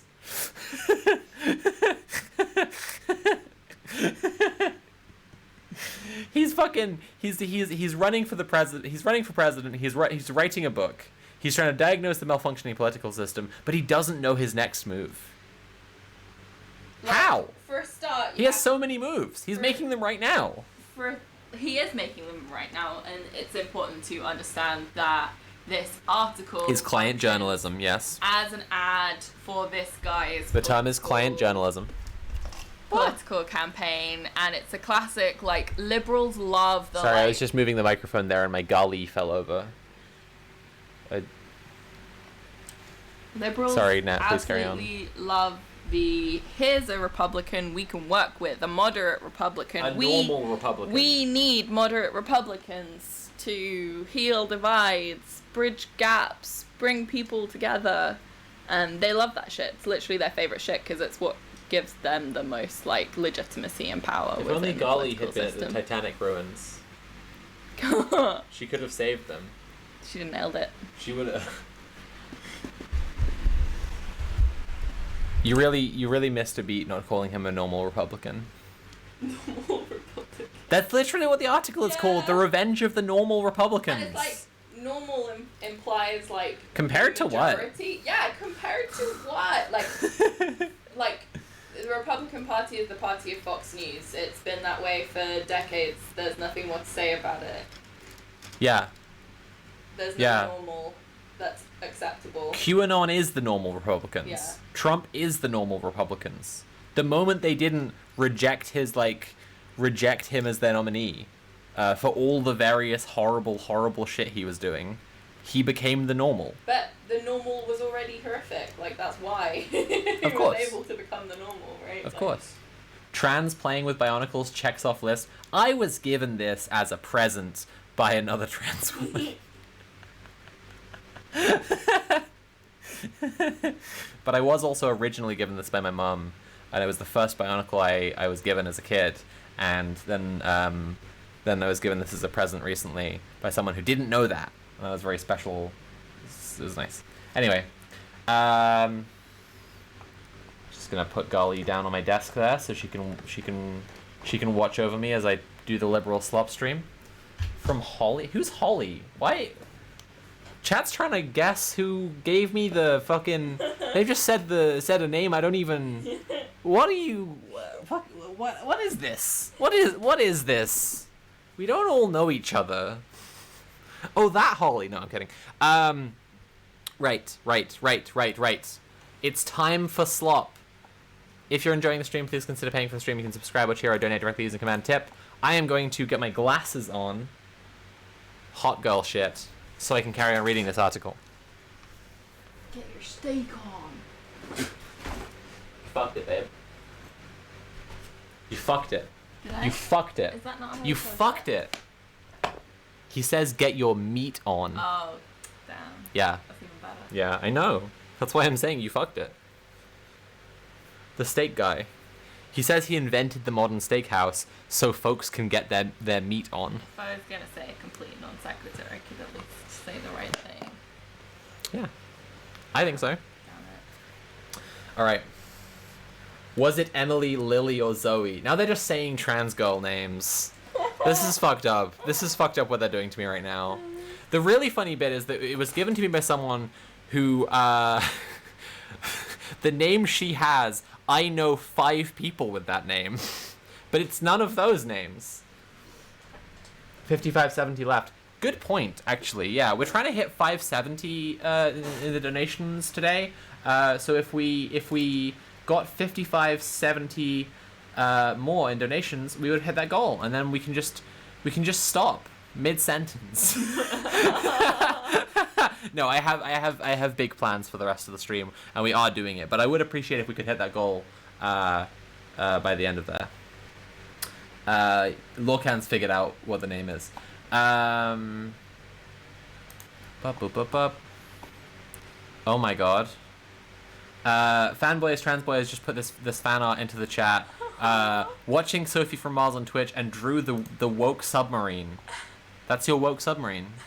Look how happy it is. Yeah, that's what I was going for. Yeah, it's so happy to be there. I'm so glad it came across. It's searching out new opportunities for wokeness on the bottom of the ocean. Yeah. Isn't that fantastic? It's an inanimate object, so it's not very good at it, but it's trying. Oh no! Oh Look at no! that face, it's trying. Oh no! Now I love the woke submarine. Oh shit! Big woke got to me. Oh fuck. Okay, let's get back to this awful slop. Let's read some fucking client journalism by the most the most dedicated and truth-seeking journalists left in America. We love the Atlantic. We love the Atlantic. William, I can't give any advice on what you should do because I don't understand any of these things, Bob Hurd told his youngest son. But I know what you shouldn't do. Don't be desperate, because when you're desperate, you make bad decisions. That's a touching father-son moment. Yeah. Between an old man and a war criminal. No, I don't actually know that he's a war criminal, but I do know he's a star CIA operative. Yeah, I mean, so yeah, it seems quite likely that he's at least black-sighted someone.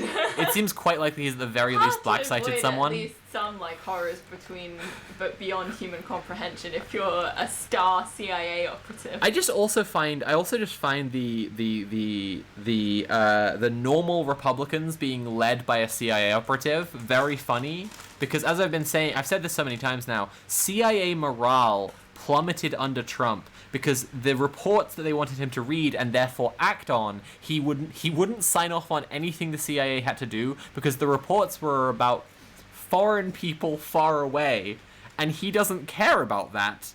So he wouldn't read them, and then he wouldn't go to any of the briefings, and then he wouldn't sign off on them being able to do anything. So morale at the agency went through the fucking floor, and I just imagine Bob Hurd, lone black Republican House member, just fucking Arthur Fist meme, just furious, right? Because because there's a dang because there's a dang Cheeto in the White House, and he's not doing any American imperialism. God damn it! Why won't you do more American imperialism? Yeah, he sure did some. Yeah, he did. The former congressman tells me this story on the back patio of... Oh, God. I love client journalism so much, because it's always just like... We had a little dinner, a little wine, we made out a little. Every single time, like, you do, like, client journalism... He was wearing nice shoes. It can never just be like, we discussed this stuff, and it was really interesting, and here are the things we said. It always has to be like, I looked up, his seed still on my chin, and I thought, now there's a real man. As I smelled the musk of his cologne. I looked around his palatial mansion in the middle of the fucking bumfuck nowhere, Texas. He gave me a wry smile. He gave me a wry smile and he said, "You want to go coyote hunting?"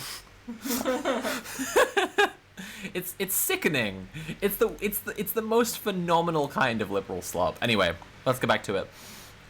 He tells me this story on the back patio of with a splash of mineral seltzer. El Chaparral restaurant, one of his favorite haunts in suburban San Antonio. We're drinking ranch water. Fuck yourself. Tequila and lime juice over ice with a splash of mineral seltzer, and comparing notes on his book, American Reboot. Of course, it's just a link to buying it. Oh, I can't get it because it's... Oh, it's the Atlantic bookstore. Isn't that interesting? Oh my god, they're literally selling his book. Isn't that interesting that they're literally selling his hell. actual literal book? Fuck. Also, ranch water just makes it sound like it would be like a cocktail that tastes like ranch dressing. Yeah. Just literally watered down ranch dressing. That's You have that with a sloppy steak. That's my like relationship with the ranch also. Yeah. Okay, American Reboot, which splices together riveting tales that help illuminate his views of a Republican Party that's rotting from the top down. But the book doesn't contain the story about his father-son talk. Rather, the anecdote surfaces organically. When I ask... Fucking hell. It's just...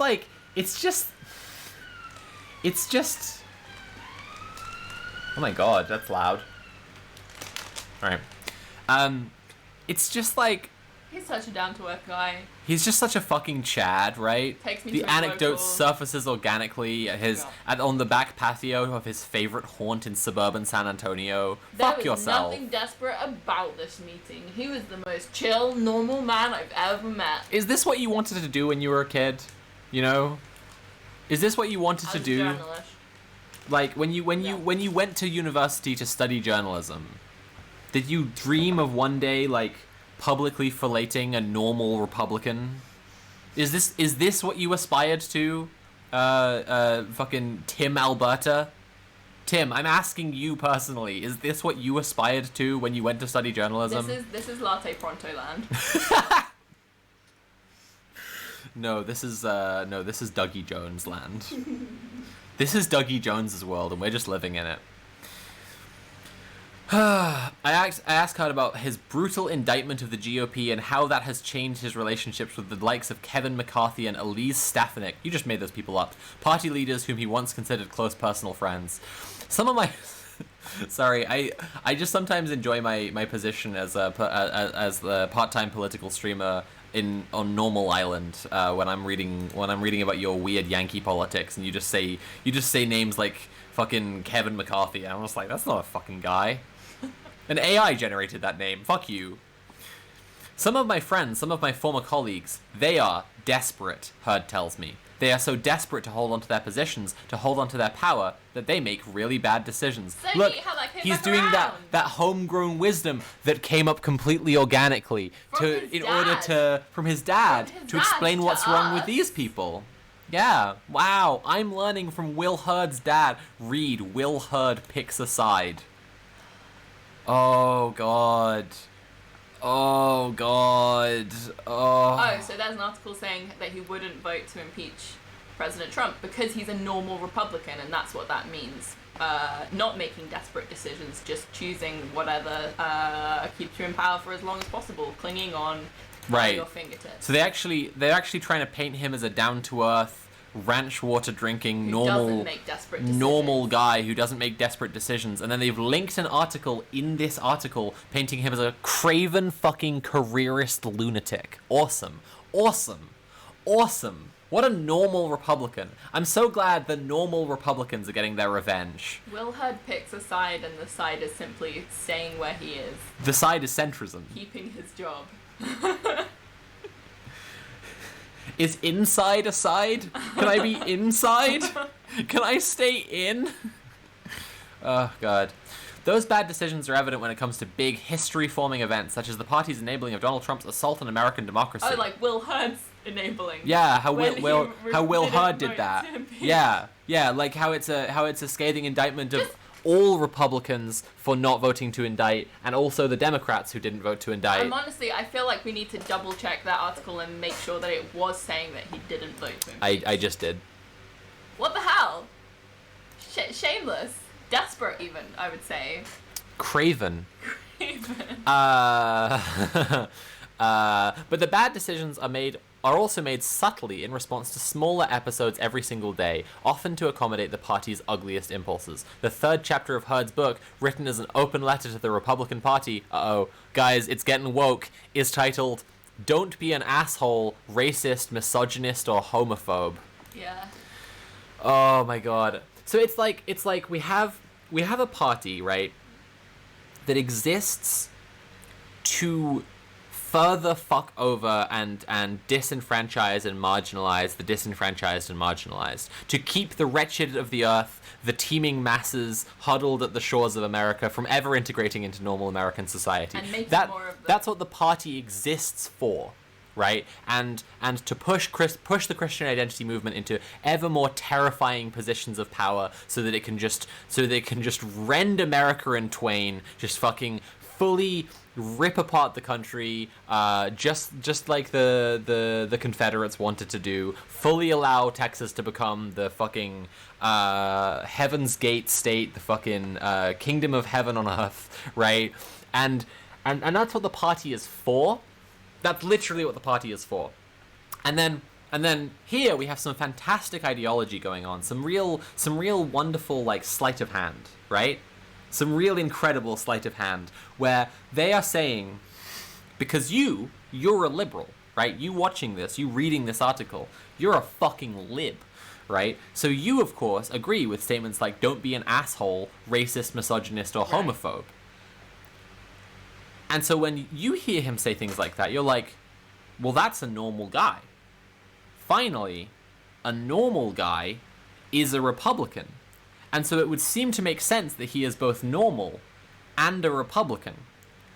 But to hold these values and still be in this party makes you one of the most cold-eyed, psychopathic fucking monstrosities you can imagine being contained within the human psyche. It's only about the money, baby. He and Pete Buttigieg are going to do the dragon dance and turn into... They're going to turn into Barack Hitler, right? They're just going to become like an omnicidal liberal who is determined to, in the most woke way possible, extinguish all life on Earth as fast as they possibly humanly can. That's how normal. That's how fucking normal they are. I'm just fucking blown away by this. Like, no, a normal, i.e. typical Republican does not believe in the statement, don't be an asshole, racist, misogynist, or homophobe. They can sure claim a much more typical Republican approach to this statement would be, we need assholes. Assholes are good for society. We need strong men. Right? As for racism, misogyny, and homophobia, yeah, they might say, I'm not those things, or some amount of those things aren't real, or you're claiming that those things are these things when they're not. Instance of someone being a exactly, racist, right. misogynist, asshole, or homophobe. Absolutely. Right. Absolutely, right? They might have arguments to make. Right. The desperation, lawmakers catering to the loudest voices in the party base, is not healthy, Hurd says. It's the byproduct of safely partisan districts that provide more incentive to light fires than put them out. It's the consequence of the public's collapsing faith in the core institutions of civic society. Oh, God.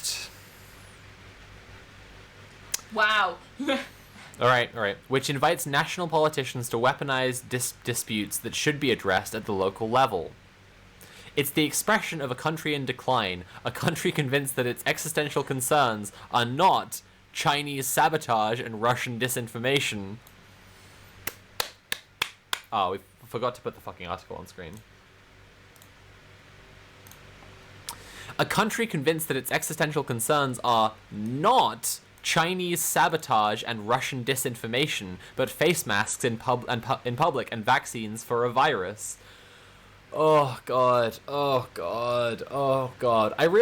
Sometimes I think that I should have spent more time in Conspiracy on the Left on liberal conspiracism. Like, I really should have spent more time on, like, how liberals come to believe in conspiracy theories, like Chinese sabotage and Russian disinformation. Because, like, fuck, man. It's just, like, it's also, like, liberal conspiracism also betrays something really fascinating about the nature of authorized and stigmatized knowledge, that enough authorized knowledge can be used to construct stigmatized knowledge. Yes. Right? It's like when you have the mechs fighting each other and like all of them are fucking of their own type, right? Or you have the big guns in fucking StarCraft, and for the Zerg it's made out of flesh, and for the Protoss it's a funny looking Goa'uld alien warship, and for the humans it's all-star apple pie American looking, right? It's like that. Liberal conspiracism is like the Terran weapons in StarCraft. That's the sick thing, is that, like, liberal, so much, like, there absolutely is, like, a more stigmatized knowledge base for liberal conspiracism, but for the main part, like, liberal conspiracism is authorized knowledge. It's just fully going hard on the authorized knowledge to the extent that it blanks out, like, the world in front of you. It's fucking, like, 1984 kind of shit. It is 1967 George Orwell Animal Crossing. It literally is. And if I do command Vuvuzela in chat, let's see what happens. If this is 1967, just like George Orwell said, it's Animal Crossing, 100 billion, squillion, cajillion dead. Karl Marx failed to predict Uber Eats, and furthermore, you comoid, you soy little leftlet, iPhone, Vuvuzela. Yeah, maybe I will just at some point loop around to do a little vid on liberal conspiracism, because honestly, it is utterly fascinating to me. I'm still, to this day, riveted by the recollection of my mum telling me that there's secret data Starmer has that we can't see, secret polling data that we aren't allowed to see. That's why he's making all the decisions he's making, to win over the secret voters we don't know about. The flagrant, like, conspiracy theories around Corbyn. Yeah. From liberals. Yeah. Anyway. We're in a competition. If we don't win, we're going to be a former superpower. Womp womp. Herd says. That's a normal Republican. That's a normal Republican. But unfortunately also a normal liberal, and that's why they like him. Again, Will Hurd and Pete Buttigieg are going to do the dragon Yeah. dance and become Barack Hitler. That's the former CIA superstar for you. Yeah. I just... He's going to apologize the whole time he's wiping out the entire human race. Yeah. We need to treat it as a competition. Us versus the world. Yep, this is a normal Republican. Yep, this is a normal Republican. Good lord. There's conspiracy theories about COVID from leftists? Yes, in my most famous video. 1 second, I'll get you a link. I'll get you a link to my most famous video. Where is it? Bop. I mean, to call them leftists is always the bit that people are always like, I don't know, maybe it's a stretch to call these guys leftists, and I do see that, but at the same time, what else am I gonna say, right?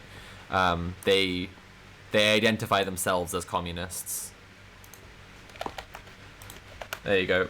Conspiracy on the left, have fun. It's also, it's not so foolish because, like, they speak to a lot of people with more confused politics who could, like, especially older people, like, who have always considered themselves on the left, are in No, I totally agree. left spaces, and, like, I think there confused. I think there are sincerely a lot of reasons why I'm right to call it conspiracy on the left.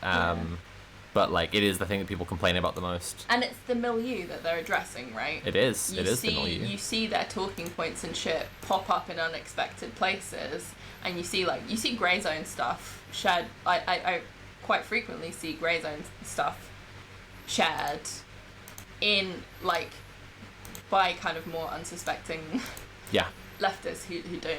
Oh, totally. Like, totally. Get what they're up to. Yeah.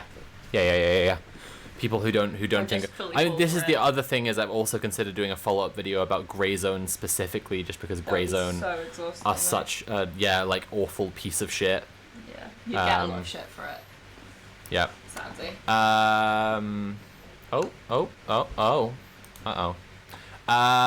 Breaking.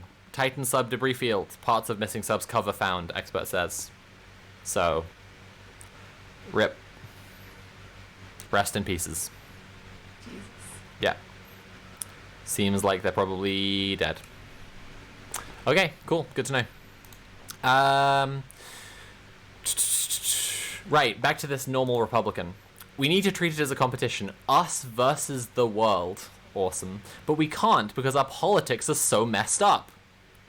He's saying, shucks, we can't treat it as a competition between America and the entire world. It sucks that our enemies are within this time. I just want to carry on fighting and dominating the rest of the world, but it seems like I need to turn towards my fellow American and say, hey, stop that. Fuck. Clown shoes left. No, they're not the clown shoes left.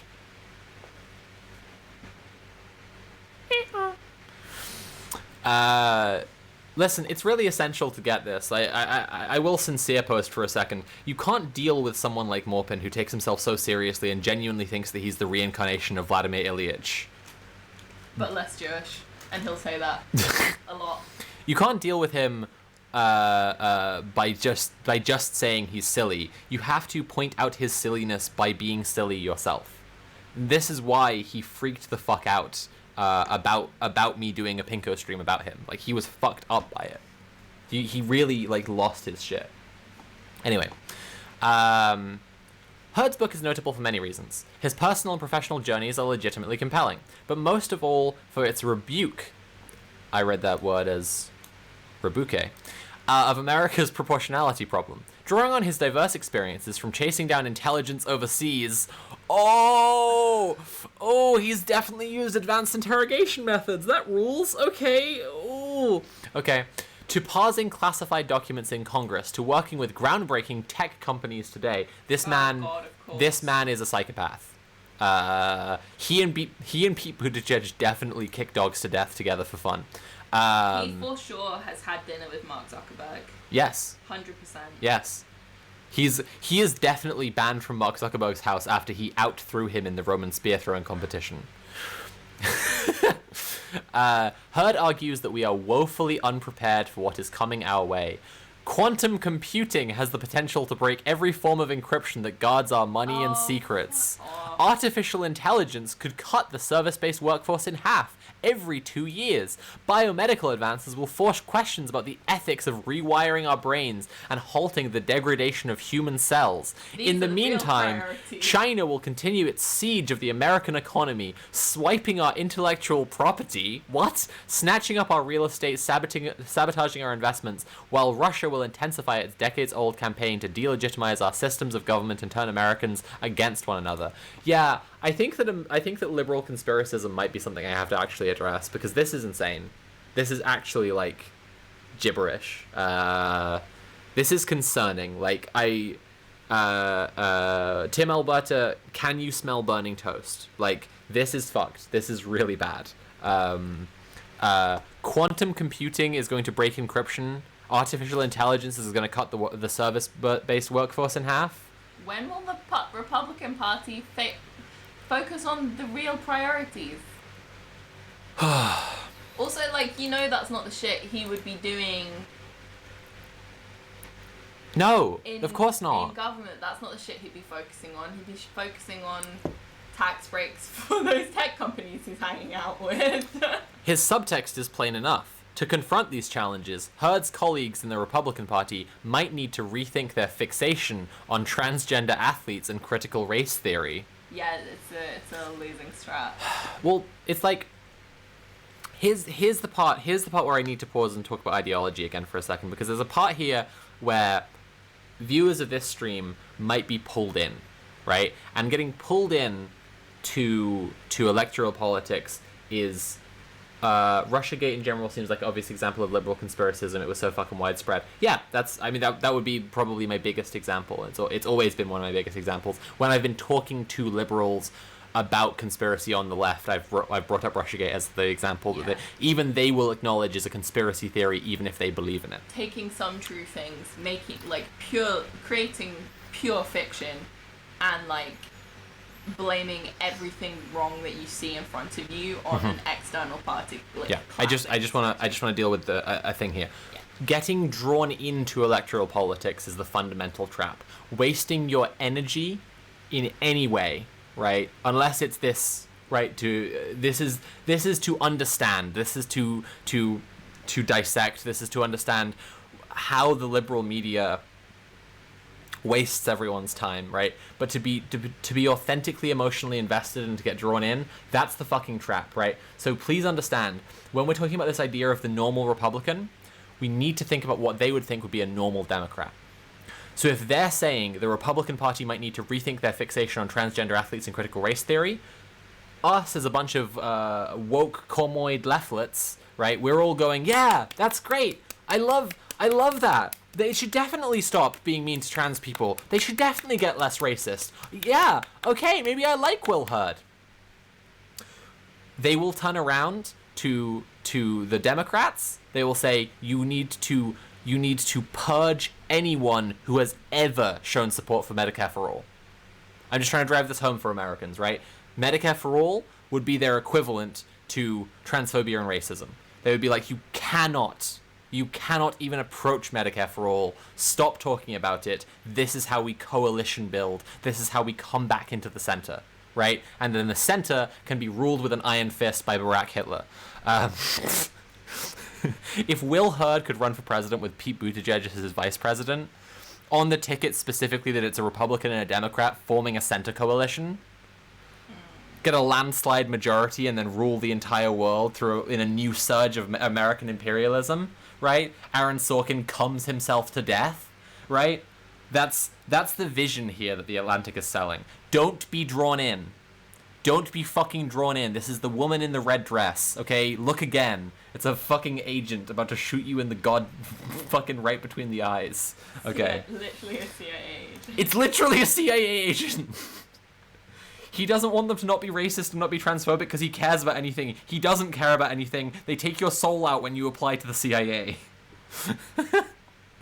Everyone treats everything these days like it's some damn emergency. And it's got to stop, Hurd says.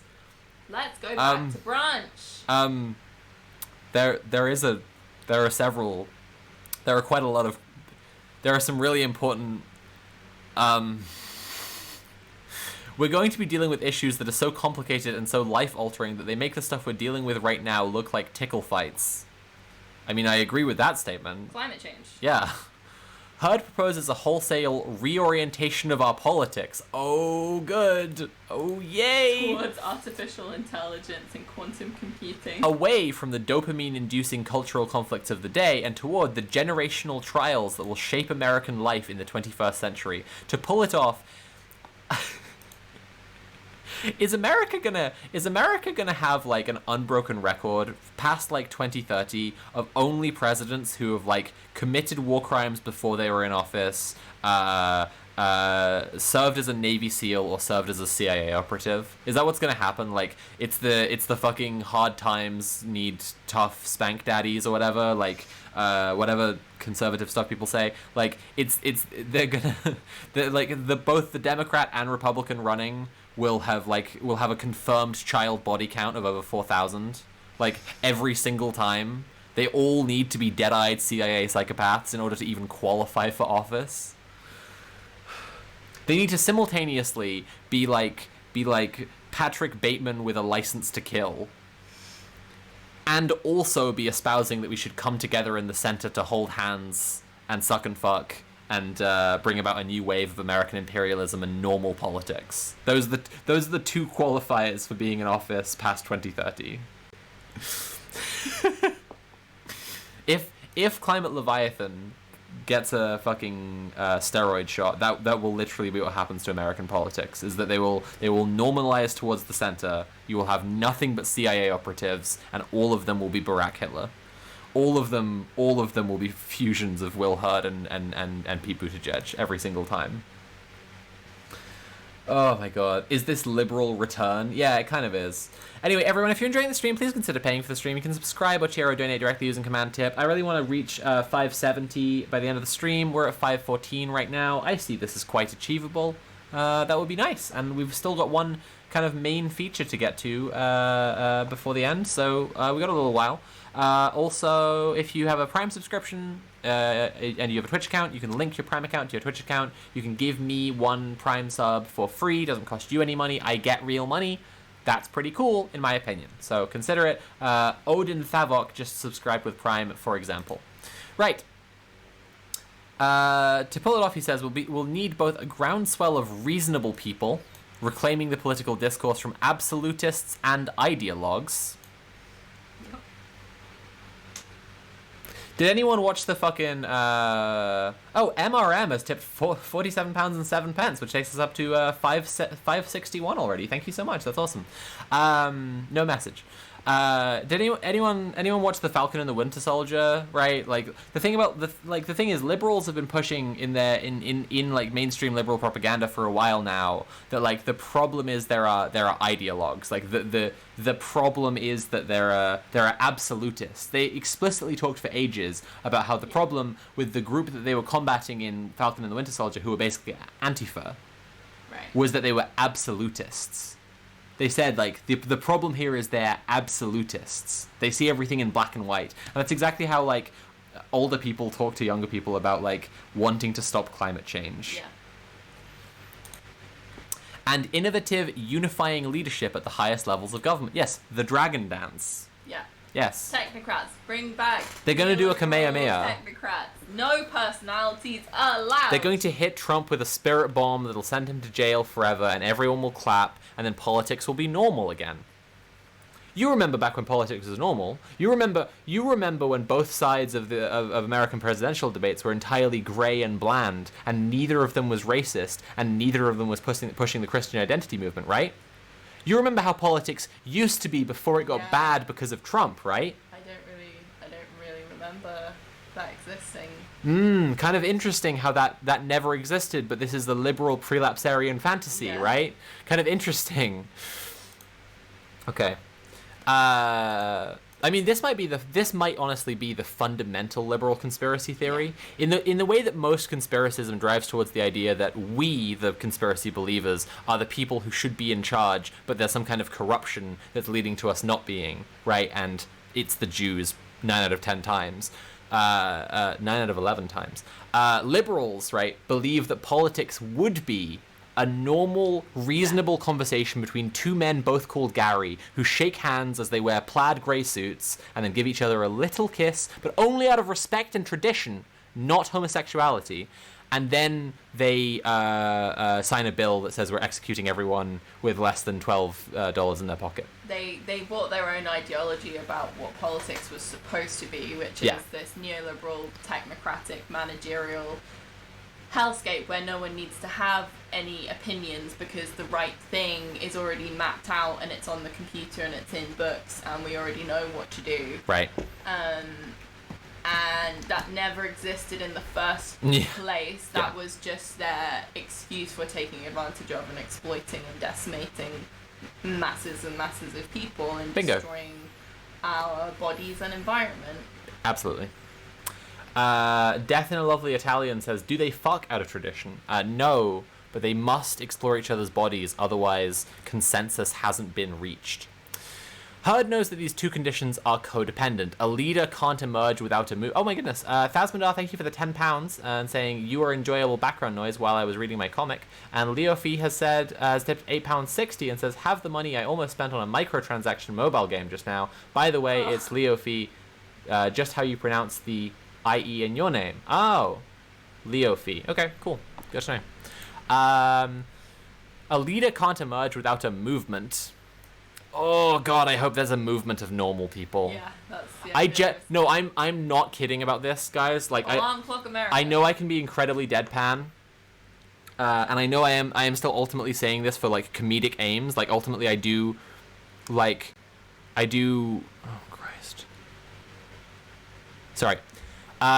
Ultimately, I am saying this for comedic aims. Like the end result of this is that I lol and or lamau, maybe even ruffle. But like, I'm not kidding when I say I really sincerely hope that Hurd gets the movement he wants. I really sincerely hope that a bunch of people self-identifying as politically normal, right, like come out to support Hurd. I mean, it already... Honestly, I hope they elect him president. I hope there are enough people who self-identify as normal that they hold normal rallies. I hope there's like a massive groundswell of normal Americans coming together to be normal with each other, right?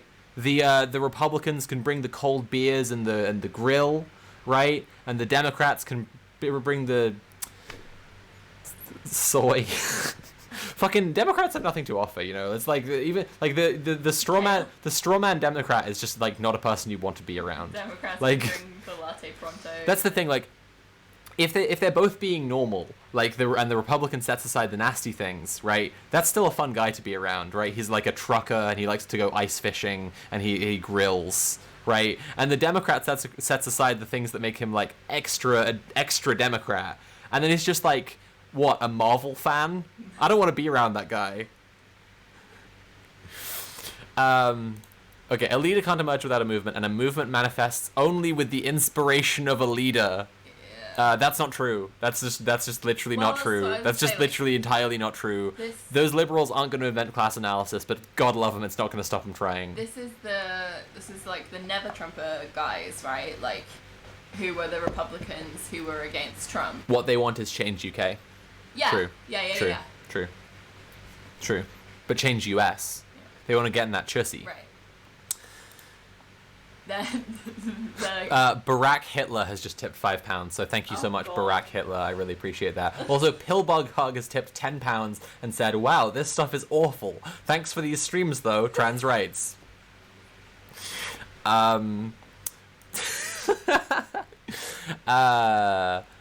He also knows that some people view him as uniquely qualified to meet this moment. A young citation needed. For a president. Okay, but like, yeah. A young, robust, eloquent man of mixed race and complete devotion to country. CIA. Country. CIA. Complete devotion to country. Which one? No, it's like country. Someone whose life. That's like the Count Olaf bit where he's like, "I don't speak any languages except the one we're speaking right now." I love country. That's how devoted he obviously is. He doesn't even need to say it's America. Yeah, it's true. It's true. That's a power move. Devotion to country. Someone whose life is a testament to nuance and empathy and reconciliation. God. Oh, God. Oh, God. Fuck. They're so desperate to elect Reddit. Babe, I'm so real about this. He should run. Buttigieg should be his second, right? Ugh. His vice, right? It should be the ticket of the center, right? There should be a huge the logo will be a white flag because they want peace. They want to reconcile between the two sides. They want to bring everyone into the center, right? And there should be a massive groundswell of normal Americans. Yeah. Right? Aaron Sorkin should write every speech. Yeah. And then when they are elected, when they do win, and America is healed as a nation, Sorkin will literally calm himself to death. He will die of dehydration. What HUD doesn't know is whether America is ready to buy what he's selling. It's not, ready? Bro. Bro, it doesn't. Out there. No one wants this. Stop calling. The nation has been lulled into long-term complacency. Okay, by elected officials and special interests. Complacency is not the word I would use. I know, yeah. Like specifically with regard to being too polarized out of the center, saying they're complacent is a bizarre thing to say. But I'm glad to hear that America is autistic as well. And media personalities that have short-term motivations. The most engaged voters in his party, the people likeliest to cast ballots. Euphemistic. Like what they mean by short-term motivations in media personalities is like fucking all-out like warfare on minorities and scapegoating and just like vile sensationalist bullshit. Yeah. But like they're using the mildest possible terms and being like, well, you guys know what we're talking about. It's incredible centrism to like they are writing about the right wing, but they want to write it in ways where you could imagine everything they're saying is true of the left as well. Yeah. Right? Yes, Again, to return to that thing in Succession, right? They had their stand-in Bernie character going to the wedding of the daughter of essentially Rupert Murdoch, right? And it's like, well, but that's not real. Bernie doesn't actually love Rupert Murdoch and have dinner with his family and go to his daughter's wedding. That's not actually real.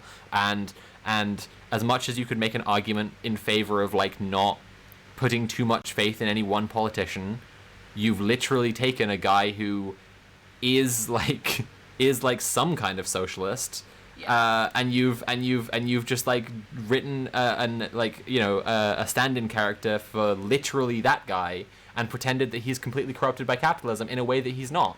Yeah. That's just a fucking bizarre thing to do. And the same thing here, like, they're writing about the right wing, but they want to let you imagine all these things could be true for the left as well. Like, media personalities that have short-term motivations. You know, I, for example, obviously just want to be able to afford my prescriptions. And that's my short-term motivation. So I'm saying all this commie radical stuff because it gets me the money. You know, I'm fucking rolling in it. And you know? Like, obviously there's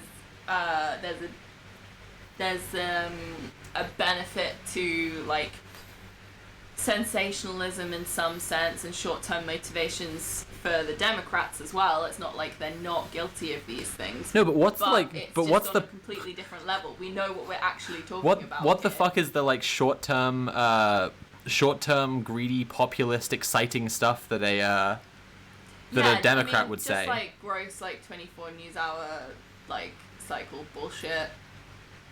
Sure. You know, like the Clintons did all the super predator shit, right? And like but that's right wing though. Yeah, but it's still done by the Democrats. I agree, but I'm just saying that they do feel the need to compete with the Republicans on these things and also just share those values. I agree, but the point I'm making is that it's a false equivalency. I agree, but the point I'm making is that there is a side of electoral politics which is morally abhorrent, and if electoral politics were based on any kind of fair-minded debate, would simply be illegal. For your side of the argument to want to treat one group of people in society as chattel, to violently murder another group in society, to sexually enslave half of the population, right? Then if that's your side should go to jail. And the fact that that's allowed as a side morally bankrupts the other side as well. Yeah. But instead what they're painting here is an idea that there are too far on the right and too far on the left. Yeah. That there are problems of being too far both ways. And it's just no. No. Centrism is such a, utterly brain-flattening thing to attempt to do. You try for 1 second, and you are immediately served at the IHOP. They must be so tired. Your brain is a pancake now. I mean, this is the short-term motivation media personality right now. They are literally doing client journalism and calling people out for being media personalities with short-term motivations. He's written a book for his campaign. Fucking Tim Alberta is writing the congressman tells me this on the back patio of El Chaparral restaurant, one of his favorite haunts in suburban San Antonio, and then later in the article says the problem here is media personalities with short-term motivations, which is just you're just jealous that Alex Jones is popular and you're not. You're just jealous that anyone would recognize Alex Jones's name and no one knows who the fuck Tim Alberta is. The real ire-inspiring word in this sentence is personalities.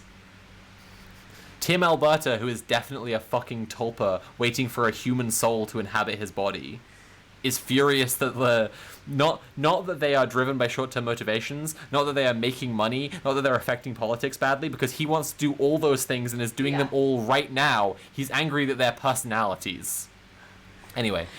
The most engaged voters in this party, it's just the idea of endless client journalism being done by AI generated journalists, right? To elect a normal Republican, preferably with a normal Democrat as his running mate, right? So that they can all be cheered on. Maybe fucking D Ream can reform and play their announcement party. Fuck.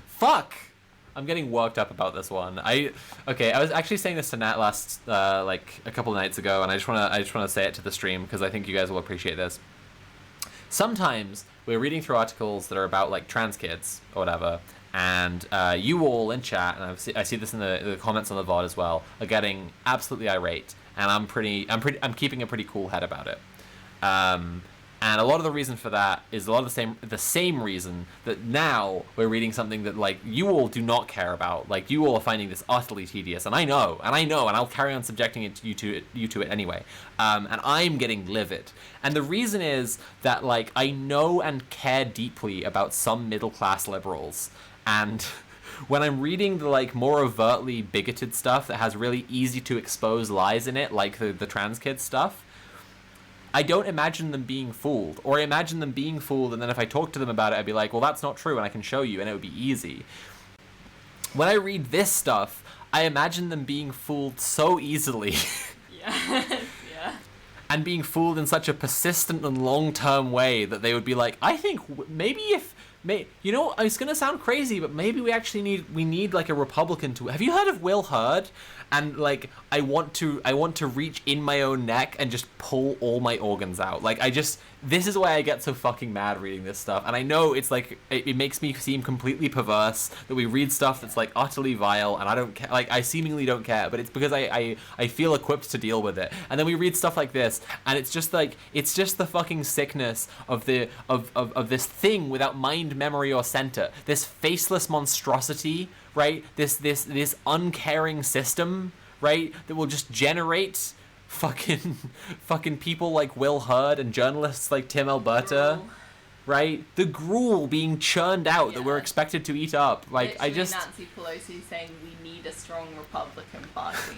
Like, sometimes the slop is flavorful, and then I don't mind. And sometimes the slop is extra bland, right? Is classic mayonnaise TM extra bland flavor, and that's when it pisses me off. Like, I've literally already seen Democrats complaining that they're worried that Biden can't win unless it's Trump that he runs against. Like, quite likely. Like, Hillary, Biden would probably lose to DeSantis, yeah. Like, the liberal media that was backing Hillary, like, promoted Trump so much because they were like, if it's a race between these guys, then Hillary will win it. So they wanted him to be the candidate for the Republicans. Yeah. Okay, here we go. What Hurd doesn't know is whether America is ready to buy what he's... Oh no, we already read that. The most engaged voters in his party, the people likeliest to cast ballots in a presidential primary, are to varying degrees addicted to the fear and grievances being peddled by people clinging to relevance. Hurd realizes that breaking this addiction won't be easy. In fact, it might prove impossible. Yeah, because it's not an addiction. Like, it's not... You said earlier fucking... Where was it? Dopamine-inducing cultural conflicts. It doesn't just give people dopamine to argue online. Like, it gives the people who are selling it money. Yeah. And the people who are buying it, like, they are part of a political-ideological movement. Right? There is an internal cohesiveness to what they are like lapping up. Right? It's not just like they like hating the transgenders and they like hating the racial minorities and they like hating the women. Like, there is a hierarchy in their mind of human beings, and these people should be at the bottom and have gained too much traction. They're upset about idiocracy when it's like fascism, actually. Okay, I just realized there is a lot more of this, and that we weren't even halfway through. Oh. All the other Atlantic articles we were reading were much, much shorter, and they're really trying to sell that book. They're really trying to sell this guy. They're really trying to sell us this boy, huh? Good lord. Good lord. Okay, I'm gonna power through it. Here we go. We're going sicko mode. He does, however, see another path forward, one that depends less on persuading those hardened partisans and more on mobilizing a different kind of voter. The normal voter, let's go! The overwhelming majority of conservative people in this country, Hurd says, are not watching Fox News every night or imbibing conspiracy theories online, except the ones you are putting here. That's the thing about the gruel, there's so fucking much of it, yeah. They are not politically neurotic, that's nice. In fact, they may have never voted in a primary to choose a nominee for president, and that's the point. They have been busy trying to put food on their table, put a roof over their head, take care of the people they love. Okay, cool, so he's going to appeal to the working class. But now they're getting fed up. They're tired of everybody. They're ready for something different? Like what? Something normal, Hurd Oh. says. That's like they're having their ranch water, right? They're having their ranch water out on the back patio of El Chaparral, right? And he goes, they're ready for something different. And then the journalists like, babe, you got to be the journalist. Like what? And then he looks in the camera and he goes, something normal. That's his line. And then it cuts to credits. That's his slogan. And then normal it cuts guy. to credits and the West Wing theme plays. The normal Republican. Fuck. Jesus Christ. Fuck. Jesus Christ.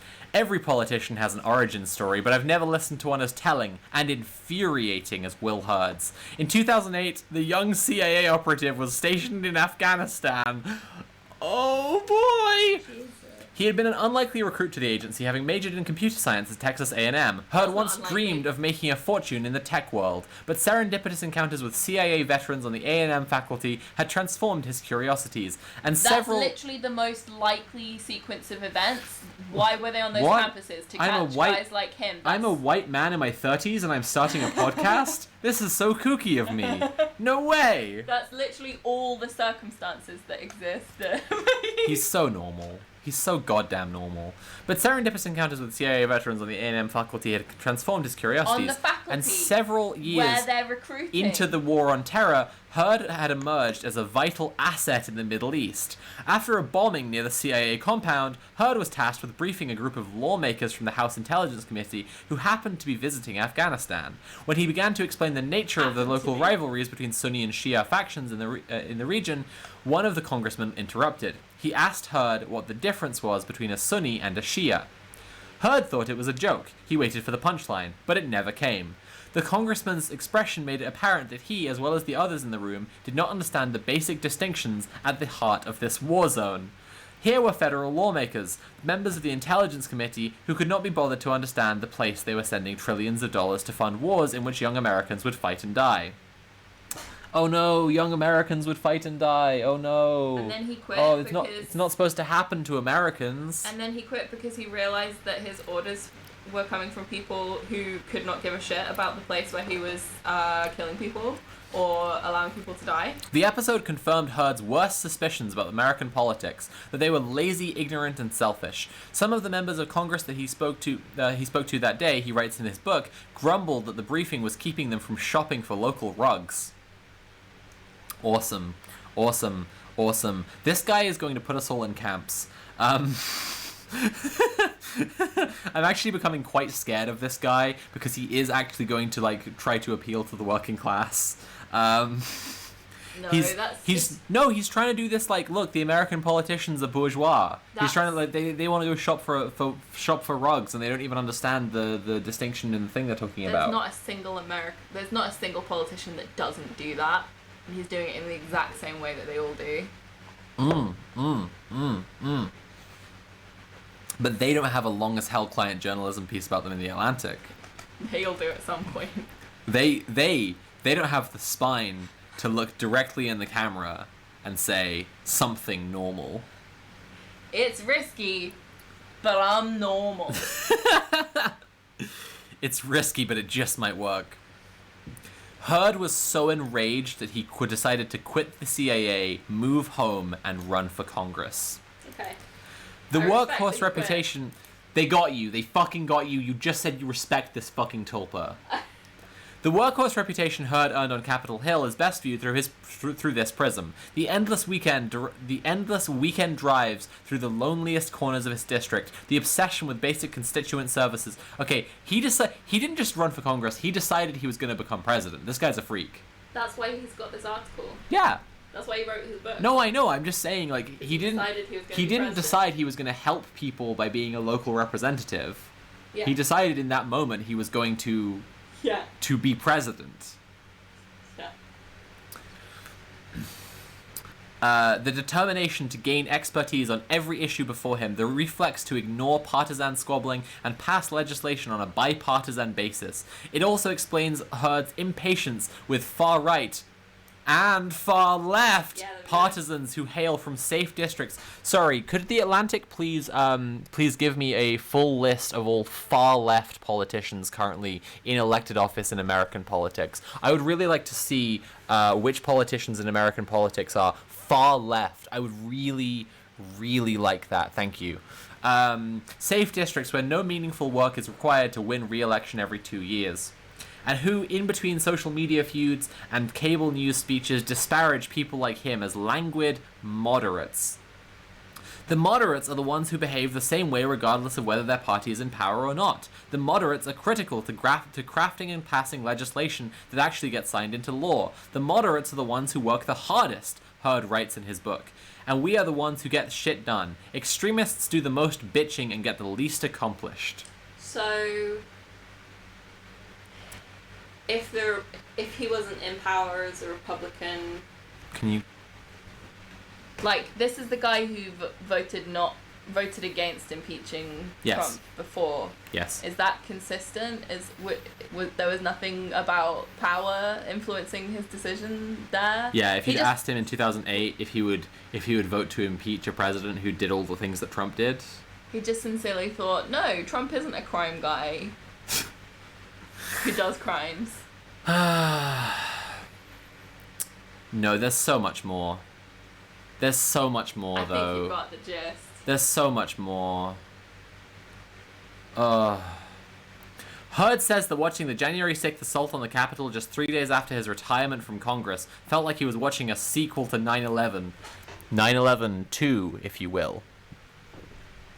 Extremism infiltrating America in a new form. Not a new form. Not a new form. Not a new form. Not a new form. Not new.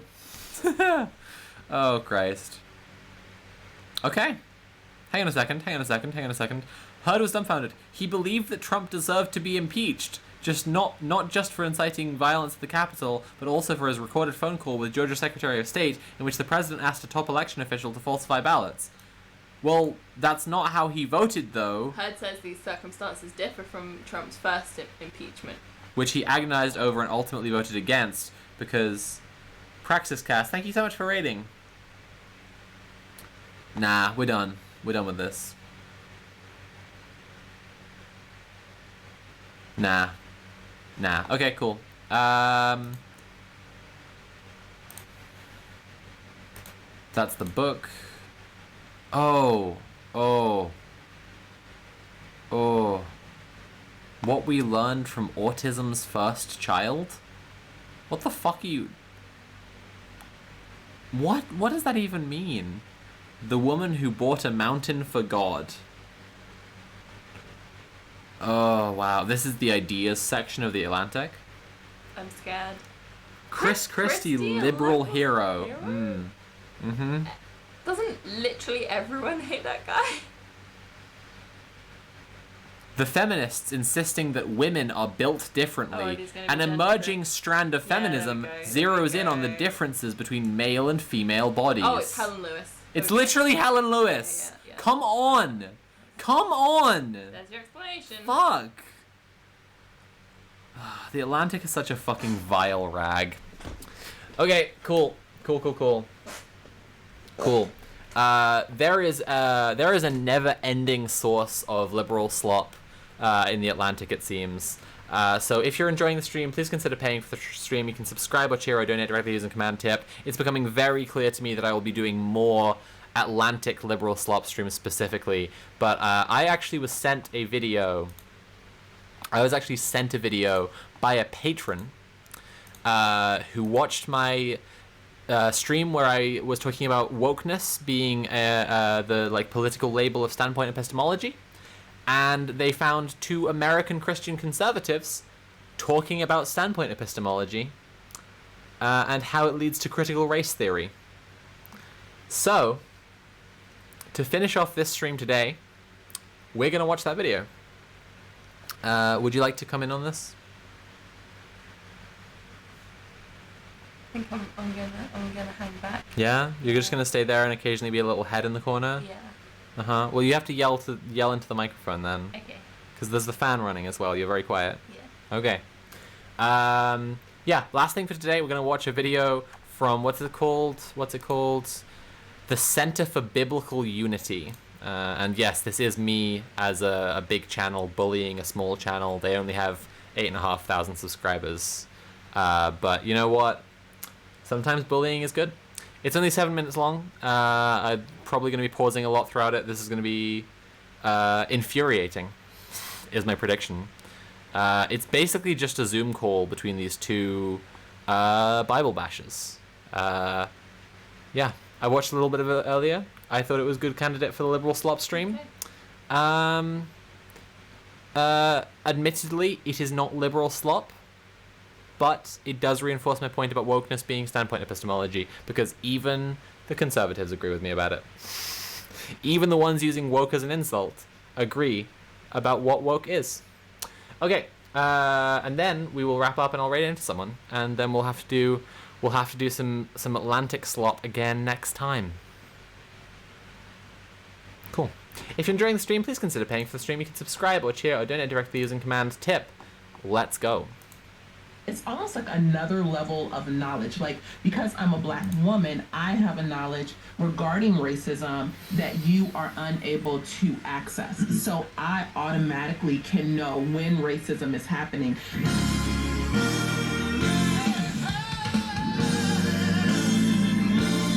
One aspect of critical race theory is... That's an interesting, like, out of context drop that they've led with, because it's already like, I mean, kinda, but also, do you really think that's a wrong statement? Yeah. Like, I mean, it's like vanishing points of like, you can't wholly communicate your entire perspective to someone because words and human language are limited, but like, you can give them as good an approximation as possible. Yeah. Like, you can give someone a pragmatic understanding of your perspective. And like so many, under the right context where they don't feel intellectually threatened, people who aren't in a marginalized group will defer and listen to people from the marginalized group to explain to them their experience and what their oppression looks like in a context where they don't personally feel threatened by it. Like, they know that that's where they get all their information about it from. Yeah, of course. At the very least, of course.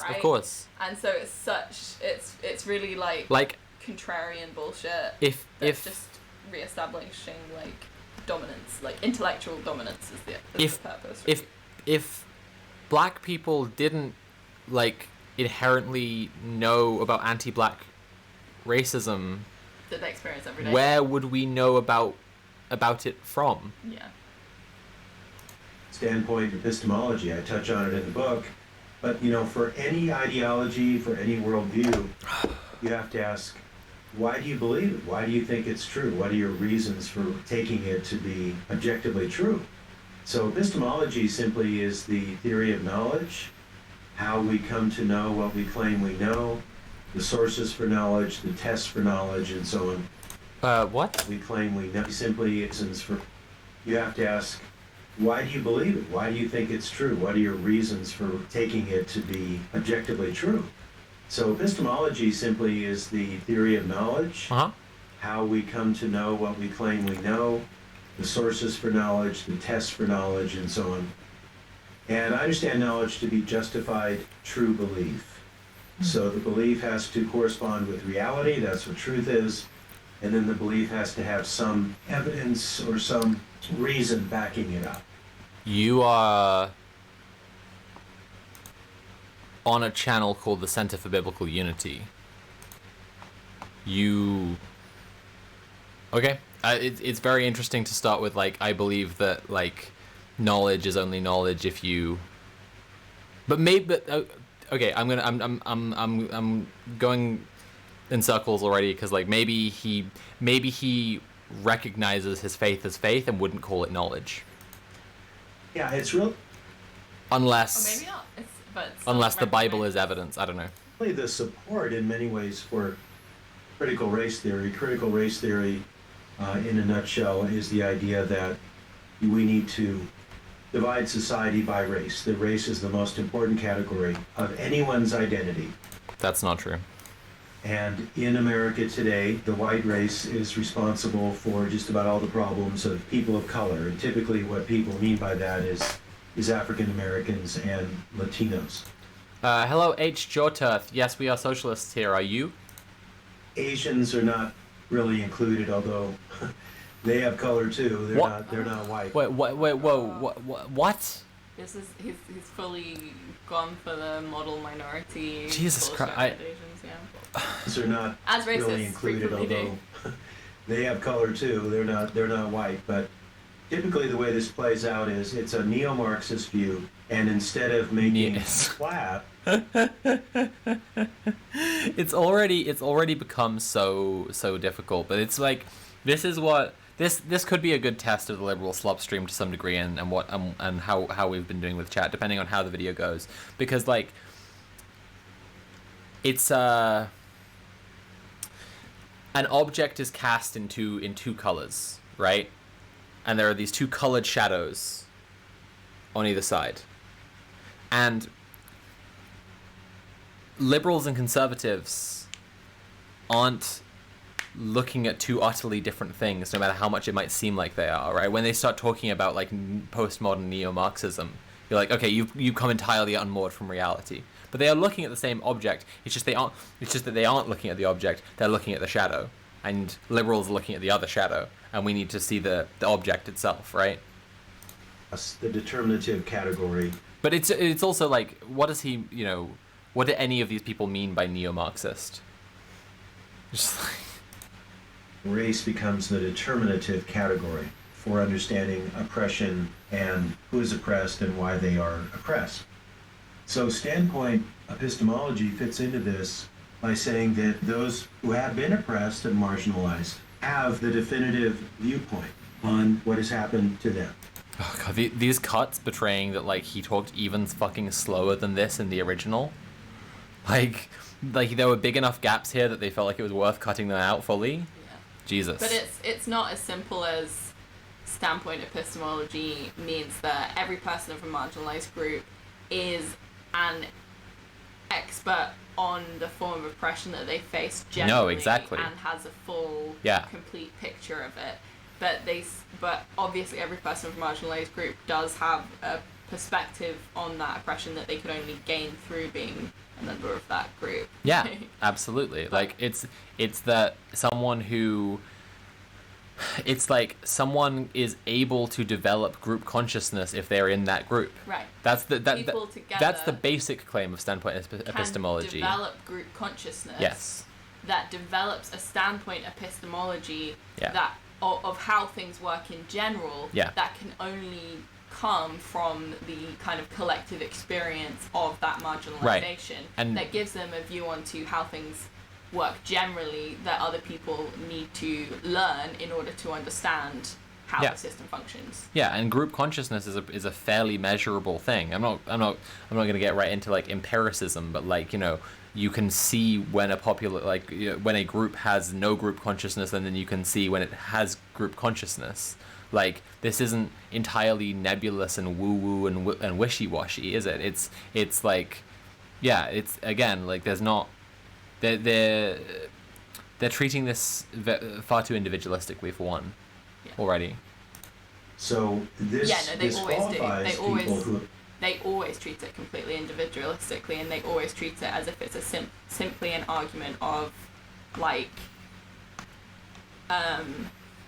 everyone should always take the word of any marginalized person about their oppression as about anything gospel, and obviously like there's like everybody is an individual. We remember when the Ruby Sampson thing happened and her friend was putting on Twitter. The whole thing here is cis Tory versus trans not Tory. So cis Tory equals liar and trans not Tory equals truth teller. And it was like, no, she's claiming that I said I'll wipe my hands on my penis, and I'm saying I said I'll wipe my hands on my jeans, and one of those is a plausible thing that a human being would say. Right. Whereas the reality is, like, you obviously do need to give more weight accounting for what someone's experience is. Sure.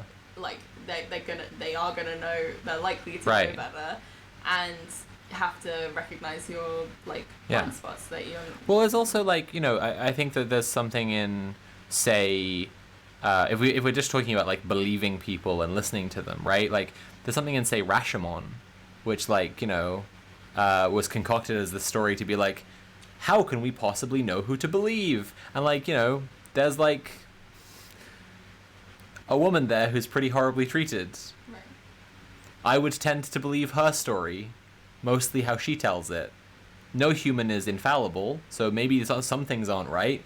So the you know, the message of the film still comes across that like that reality, because reality can only ever exist in a sense by being perceived, is therefore subjective and therefore different to everyone, right? Is a point of that film. But like if you're saying, if it was more standoffishly saying we can't possibly know Right. whether the woman who says something bad happened to her or the guy who says that he did nothing, Right, which is bullshit. who's right, we know that's bullshit. Yeah. Exactly. And I don't want to entirely miscredit Rashomon here. I don't think that that's, you know, missing from the point of it. Yeah. But yeah, I think that standpoint epistemology does, yeah, like it's if we are going individualistically, like it's actually a pretty it's a pretty easy one to pick through, right? Like if someone said something happened and another person said nothing happened, it's a larger burden of proof to be like, well, you need to prove why she's lying. Yeah.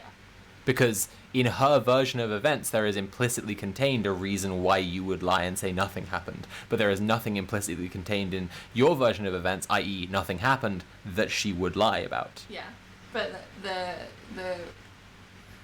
the motivation for all these arguments about standpoint epistemology in the first place, obviously, is so that you can like de facto ignore, not place on an equal weight, but ignore the voices of marginalized people and the intellectual contributions of marginalized people and the activism of marginalized people, and prioritize and favor and make dominant and remake dominant over and over and over again Yeah. in perpetuity the voices of power, Right, and but white men. if you follow the analogy I'm trying to make here, like white people, for instance, are saying no, nothing happened, where Yeah. where racialized people are saying there is a system of racism, we are racially oppressed. Yeah.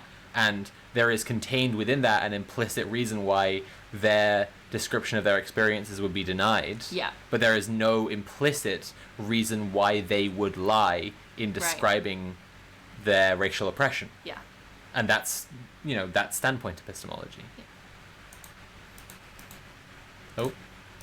Have not been oppressed from having a say or having a viewpoint. It's certainly legitimate to ask people, how have you as a African American woman or as a Latino experienced American society? What has happened to you? Have you been discriminated against? That's all perfectly legitimate. But standpoint epistemology goes beyond that and says that by virtue of being in the oppressed group, you have a comprehensive understanding of the way society works. So it goes beyond the first person, what is your experience, or what they often call lived experience, to what is the overall situation in America today with race. And it automatically disqualifies people who are not people of color from having any kind of legitimate perspective on racial issues. Yeah. Well, no, as long as they are listening to people of color, but also like what's being described about racial politics in America is internally consistent with a very observable history of racial politics in America. Like it all fits contiguously together. Right. That we all understand. Like we haven't gotten to a point where they're denying slavery, right?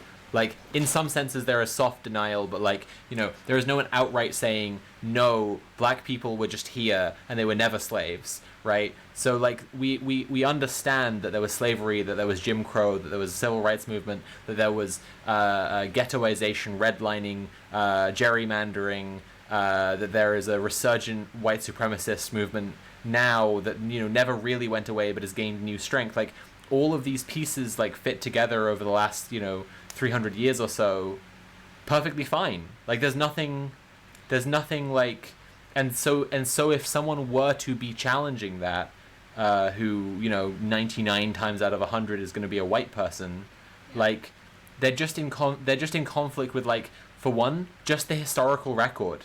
Like, it's not actually that huge a claim for black people in America to say we are still experiencing anti-black racism, given history that everyone agrees on, whereas it is actually a huge, again, there is no reason for them to be lying about that in the version of events where there is, no racism, unless then you get to, like, really extreme conspiracism that, like, well, they're trying to gain power by claiming to be victims. Yeah.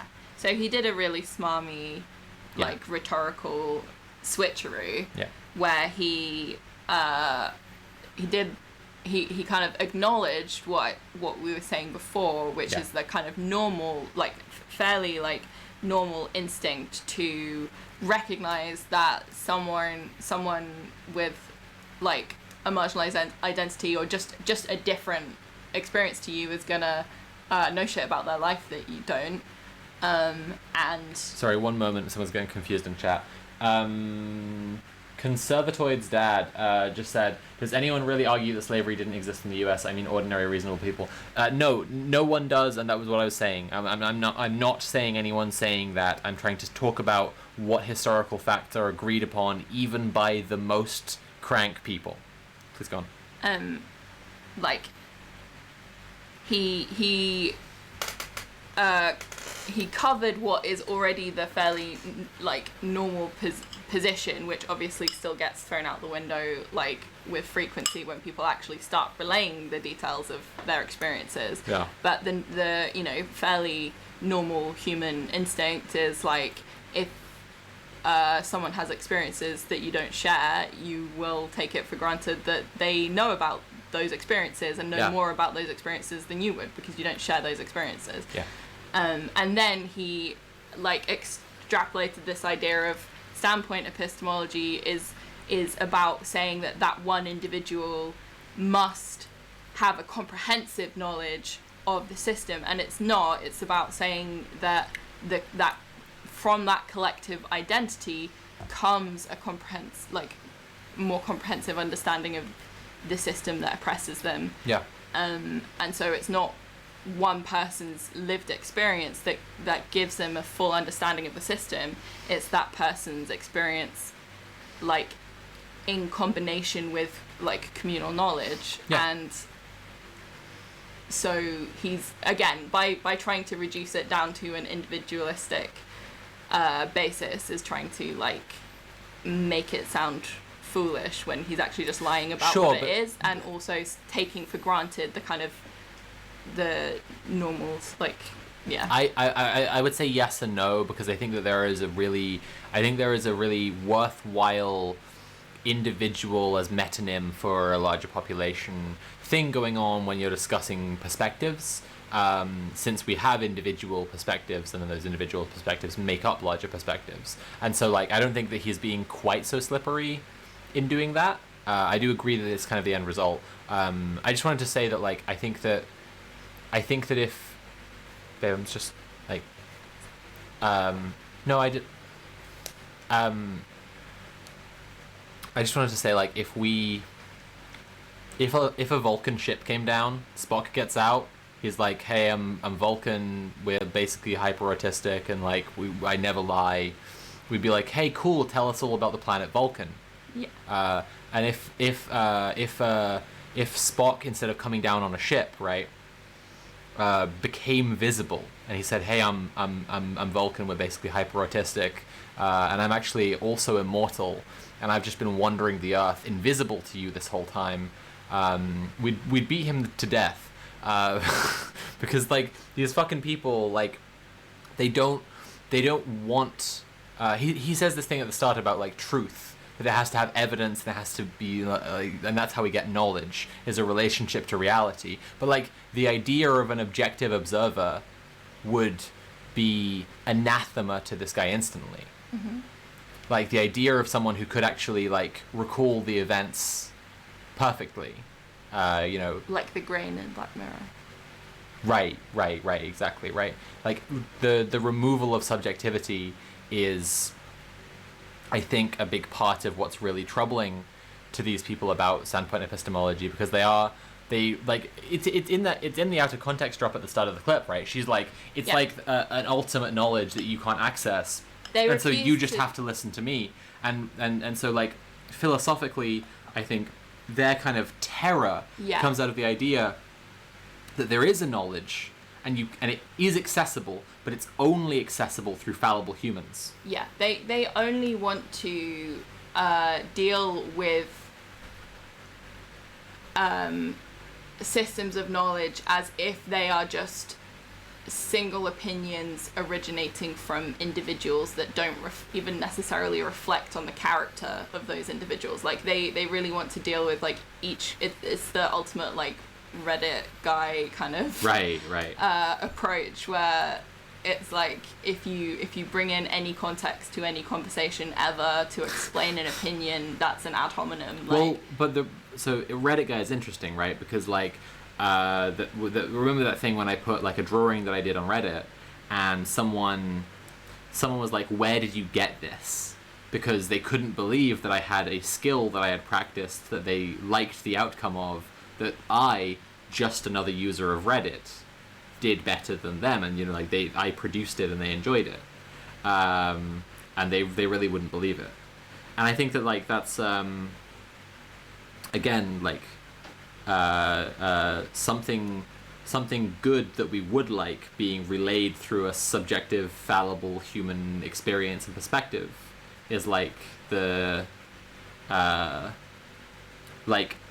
idea that we're all around in the world just about as able to perceive it as one another is this even playing field. Yeah. And then being told that there is like truth, but you can't quite access it, right? Being told effectively that you, because you're a cis-het white man, because you're able-bodied, live in, you know, you're at worst labor aristocracy, but at best part of the ruling class of the entire planet, that because of those things you have an epistemic disability. Yes. That you are actually they're blind rebelling to the truth. Hegel, and like they're really upset by the idea that they could have a lack of something based on their privilege, like based on being like part of the dominant group, the group that like society is kind of created around. Right.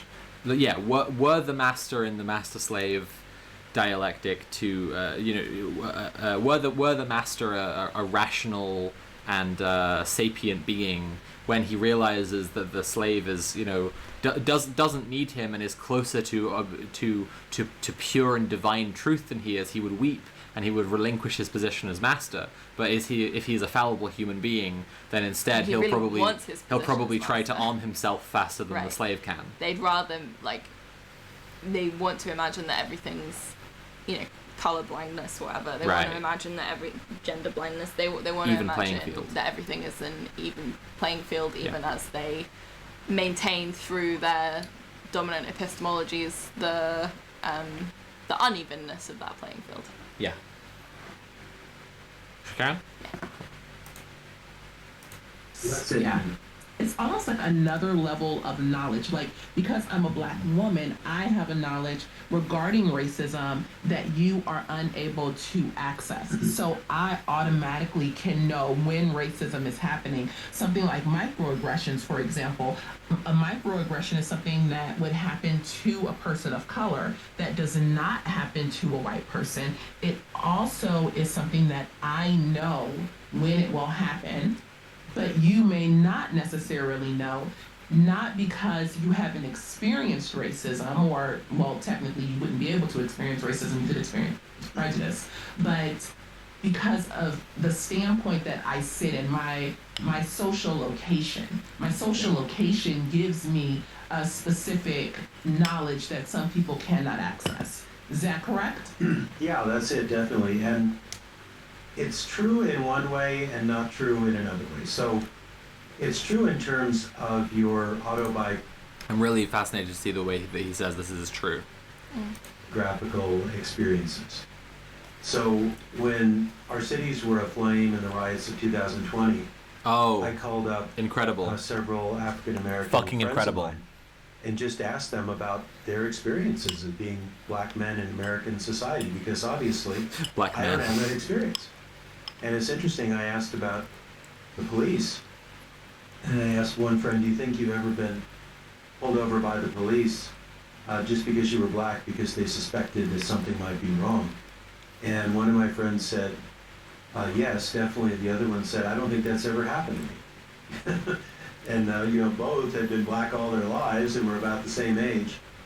So that If it's not is a significant. literally And as a universal Christian, I and want to be universally able to be understood sympathetic experience, and it's not and happening. even empathetic to people who have experienced problems and injustices that I have not. But where this goes...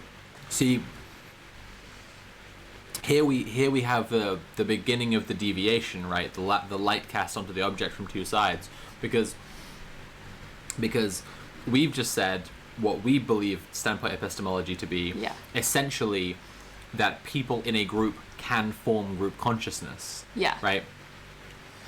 And because of that, his story is entirely pausable. Right, We can totally exactly. understand what we would say about this.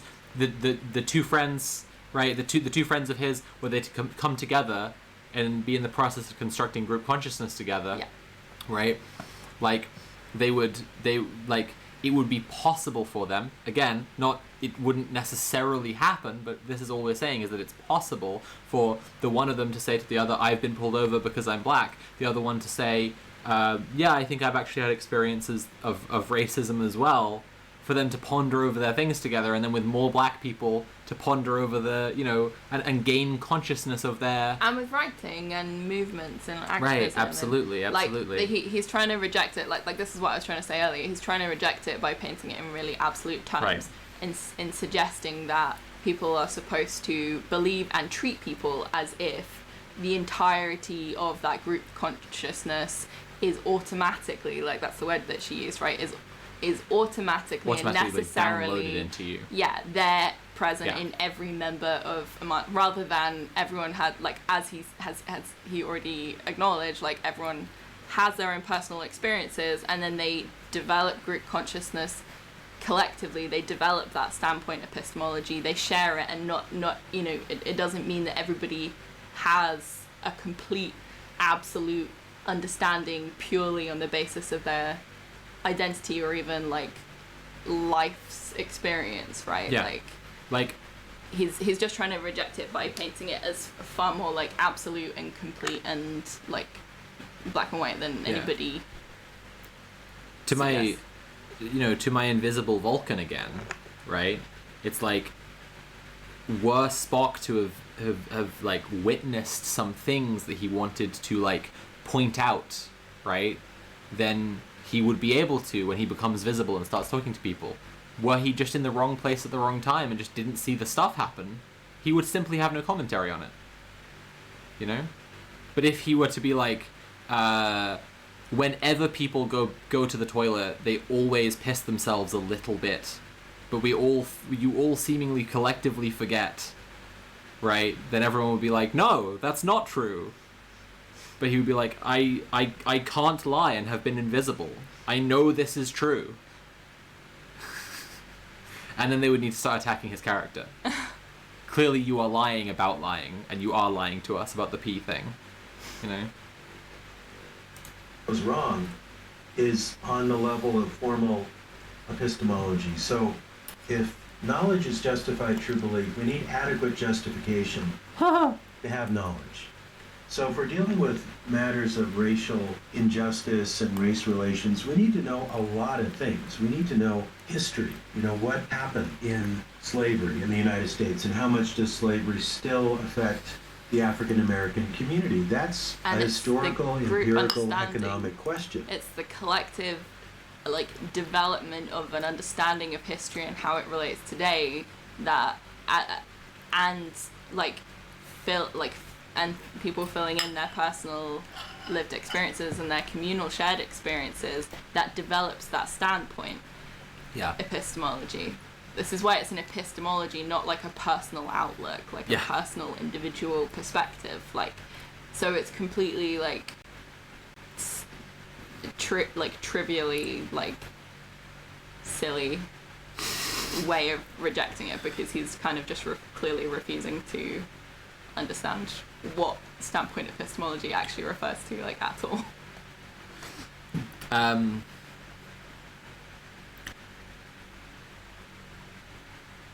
Yeah, so there's also, like, as ever with conservative conversations that try to approach philosophy, there's some degree of, like, inventing things from first principles. Yes. Where he's decided... They hear the words. He's decided to start telling us what knowledge is. So he says knowledge is justified true belief. But it's like, there are whole schools of thought about what knowledge is. In fact, the reason we have epistemology as a field of study is because the question of what knowledge is quite complicated. Like, that's... Epistemology is literally the study of knowledge, and one of the fundamental questions in the study of anything is what that thing is. And so him saying, well, if knowledge is justified true belief, then you can't take your lived experiences, which is your subjective experience, but it's like, you know, if we just look at the colloquial, like, if we just look at the practical definitions for knowledge, yes, I'm using dictionary definitions, you know, 1, facts, information, and skills acquired through experience or education, the theoretical or practical understanding of a subject, or awareness or familiarity gained by experience of a fact or situation. There's plenty of room within there for, like, unjustifiable knowledge and, you know, true belief that is true in different senses. Kierkegaard talked about objective and subjective truth, right? The order in which things be and when we think about them, right? It's objective truth, things are, and then we think about them, and in subjective truth we think, and then things are. Like, but he still called them truth. And then, so this guy is saying knowledge is, and it's just like always with conservatives, but especially American conservatives, I find. Like, it's an especially American conservative thing to do. I wouldn't even necessarily assume this guy would consider himself a conservative, like... I mean, he's on the Center for Biblical Unity YouTube channel. True, I forgot that. Yeah. And it's not the case that if you're black or yellow or red or blue, you have insight into that simply on the basis of your racial identity. That's a matter of social science. I mean, Or if you're you talking clearly about do what have economic insight, though. policies tend to empower groups that have been economically disadvantaged. That's a matter of looking at history and economic theory. That's not primarily a matter of, well, what do people of color think about this? It's a question of the facts at hand. Now, my favorite economist of all time happens to be an African American. You probably know who I'm going to say, Thomas Sowell. Thomas Sowell. And I dedicated my book, Fire in the Streets, to him. Because while I try to give a Christian assessment of critical race theory, I need to know something about the facts on the ground about race and economics. And I think that he has provided a tremendous resource on that. But I don't go to Thomas Sowell because he's black. I go to Thomas Sowell because he's brilliant. And because I've been reading him for 40 years.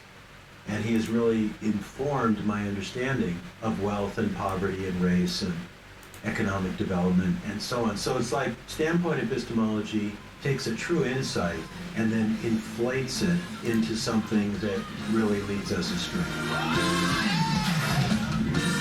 He's just deflated the explanation of what standpoint epistemology is. That's that's why he gets to come to that conclusion, but still be really chill. Yeah, I mean, it's really it's very interesting that they can simultaneously, they have identified that, like, wokeness comes from standpoint epistemology, and they're having, like, I guess I would say they're talking about CRT.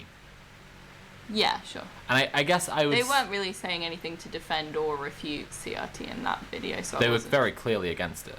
I was like, okay, what's your research into CRT? Well, next to non-existent, clearly, because he said that it demands that we all see everything through the lens of race, and the race is the most important thing, and so on. But, like... Yeah, it's interesting, like, I think they have an internally consistent, and this is what I'm always getting at when I'm talking about, like, seeing the two shadows cast by the same thing. I'm trying to say, if someone has an internally consistent understanding of something, and at the same time, all things contain contradictions, so sure, maybe none of us do. But, you know, to some degree, it's internally cohesive and can fit together, right? Then when we just say that's stupid, or we just like debunk it point by point and say like this thing you've said isn't true or doesn't make sense, it's like to them it does though. And I think it's really worth us understanding how it does, why it does. What's the framework and that makes that true? What it leans on that makes it true. You know, why I find conspiracism so fascinating is motivated reasoning. Motivated reasoning is utterly fascinating to me, specifically because like it's universal. It's taking the question, if what we got here is a claim, and then the claim must rest on something, right? And then as my hand rests on my wrist, right? But my wrist must rest on something, and that's my forearm, and my forearm must rest on my elbow, and my elbow must rest on my upper arm, right? It's like the conspiracism invents the whole woman from the existence of the hand that they have decided must exist, right? But this isn't how usual, like, this isn't actually how, like, this is why we talk about motivated reasoning as opposed to, like, other patterns of thought. Like, conspiracism is interesting specifically because it would invent the whole woman based on the hand, which like, must exist simply because it must, because I know it must. With strong enough motivated reasoning, you know, if you imagine your claim is the cards at the top of a house of cards, you could, with strong enough motivated reasoning, you can take out any of those cards and it still, or swap them around, completely rearrange the shape, and it will have been legitimate the whole way along. Yeah, right, exactly. And that's the nature of motivated reasoning. But I think that, like, when we're looking at someone, like we just did in this video, who is making a point that they're making, like they've come to this YouTube channel, they've come to have a little conversation on their Zoom thing because he's written a book, because he really wants to make this point about standpoint epistemology and why it's wrong, right? Like, it's not the same. I mean, it also isn't helpful to just debunk conspiracy theorists by pointing out whether, exactly as you say, like, you know, they can just swap out different cards into a house of cards. But, like, it just isn't enough to just be like, that's not what CRT is. Yeah. You're wrong about what CRT is. Yeah, because they're defending their position in society. Yeah, exactly. So whatever, right? you know, whatever needs to be true for them to do that, and that's they'll that's the motivated reasoning part. But it's interesting because a conspiracist is such a... The reason I keep bringing back a conspiracist again is I just find motivated reasoning very interesting. But, like, they're a fucking octopus, and they're constantly able to swap with their many arms, all the different things going on. You know, whereas someone like this, it's like their sequence of things built on other things, resting upon other things. Like, it exists maybe because of motivated reasoning, or maybe because they were taught it, or maybe because, you know, all sorts of things. They haven't challenged their... Right. But fundamentally, it's entrenched, and it's there for a reason, and it isn't so flimsy either. Yeah. So with conspiracists, it's like you can knock out what seems like a fundamental pillar of their world. They'll just swap in a new one. They don't care. With this guy, it's like you wouldn't just knock out a fundamental pillar of his world. You know, I might say to him, well, there's actually a lot of argument over what knowledge is. He would defend that knowledge is justified true belief, right? Whereas a conspiracy theorist would be like, well, I've brought up a new definition of knowledge. And I would say, well, that's inconsistent with all these things that you've just said. And they would say, well, I don't believe any of those things. You know? Yeah, alright, well, that's the last thing. I'm gonna find someone to raid into. Looks like chat's having a blast. Everyone is having some kind of long argument with full paragraph messages, and I can't read all of it.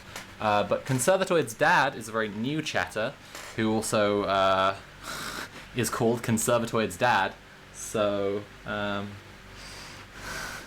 okay, alright. I'm betraying my bias. Maybe I should have a look through this.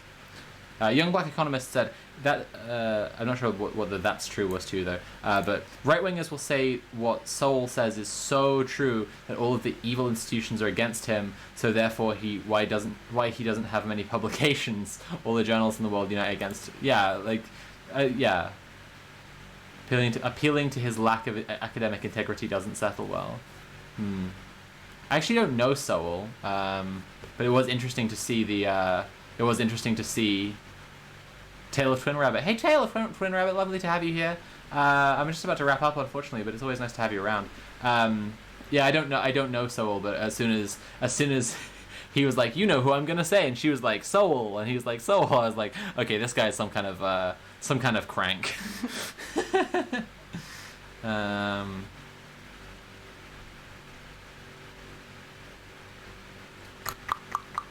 How can this man be like, people don't have an inherent experience about systemic oppression because of their race, and then be like, by the way, this black guy, we know why he said that, right? I read a book from agrees with me.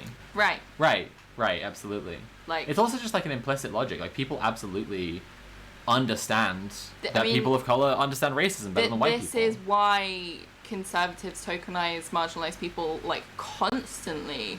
Like, they constantly accuse, you know, liberals and leftists of doing that, but they constantly also... Winter Lily says, TLDR, Conservatoid's dad thinks systemic oppression isn't real and can't possibly explain people's lived experiences.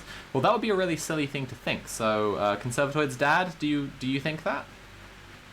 Andy says, wait, did I hear about Sowell? Yeah, Sowell was referenced in the video, but I don't know Sowell. Conservatoid's dad says, systemic oppression is real and does exist. Again, weird conclusion to draw, but that seems to be a theme here. I don't want to be hasty here with moderating the chat. By the way, VOD viewers, I know this is dreadfully boring to you because there's no chat on screen.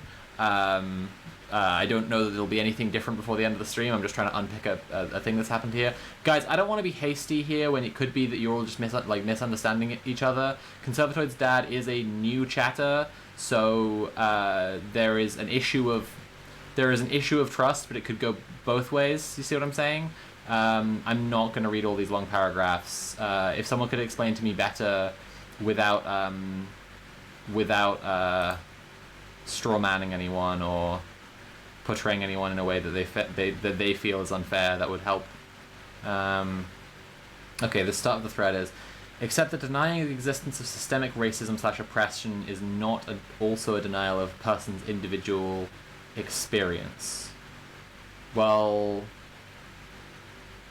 only if there was a person who hadn't experienced any of the oppression of the group that they're in, but that's not... There isn't. Like, that's the nature of existing in an oppressed group in the world. Yeah, I'm on everyone else's side. Sorry, Conservatoid's dad. There aren't like like contextually, whether someone realizes it or not, they experience the dynamics of the groups they are in society, and like hypothetical people living in a cabin in the woods don't really matter to any of these conversations. So I think I'm gonna raid into Casey Explosion. Raid Casey Explosion, and we'll do some more Atlantic next time on the Liberal Slop stream. We'll do some more Atlantic. New Statesman and Economist have been a bit boring recently, and we have obviously the full Atlantic back catalogue to go through, so you know that'll be fun. So much fun. Help me. If you want to support me in the meantime, you can still donate through my link tree, or you can go to my Patreon, patreon.com/Sophie from Mars, and support me there. Say hi to Casey, be nice to her please. She's lovely, and I hope you all have a great night. Anything to add?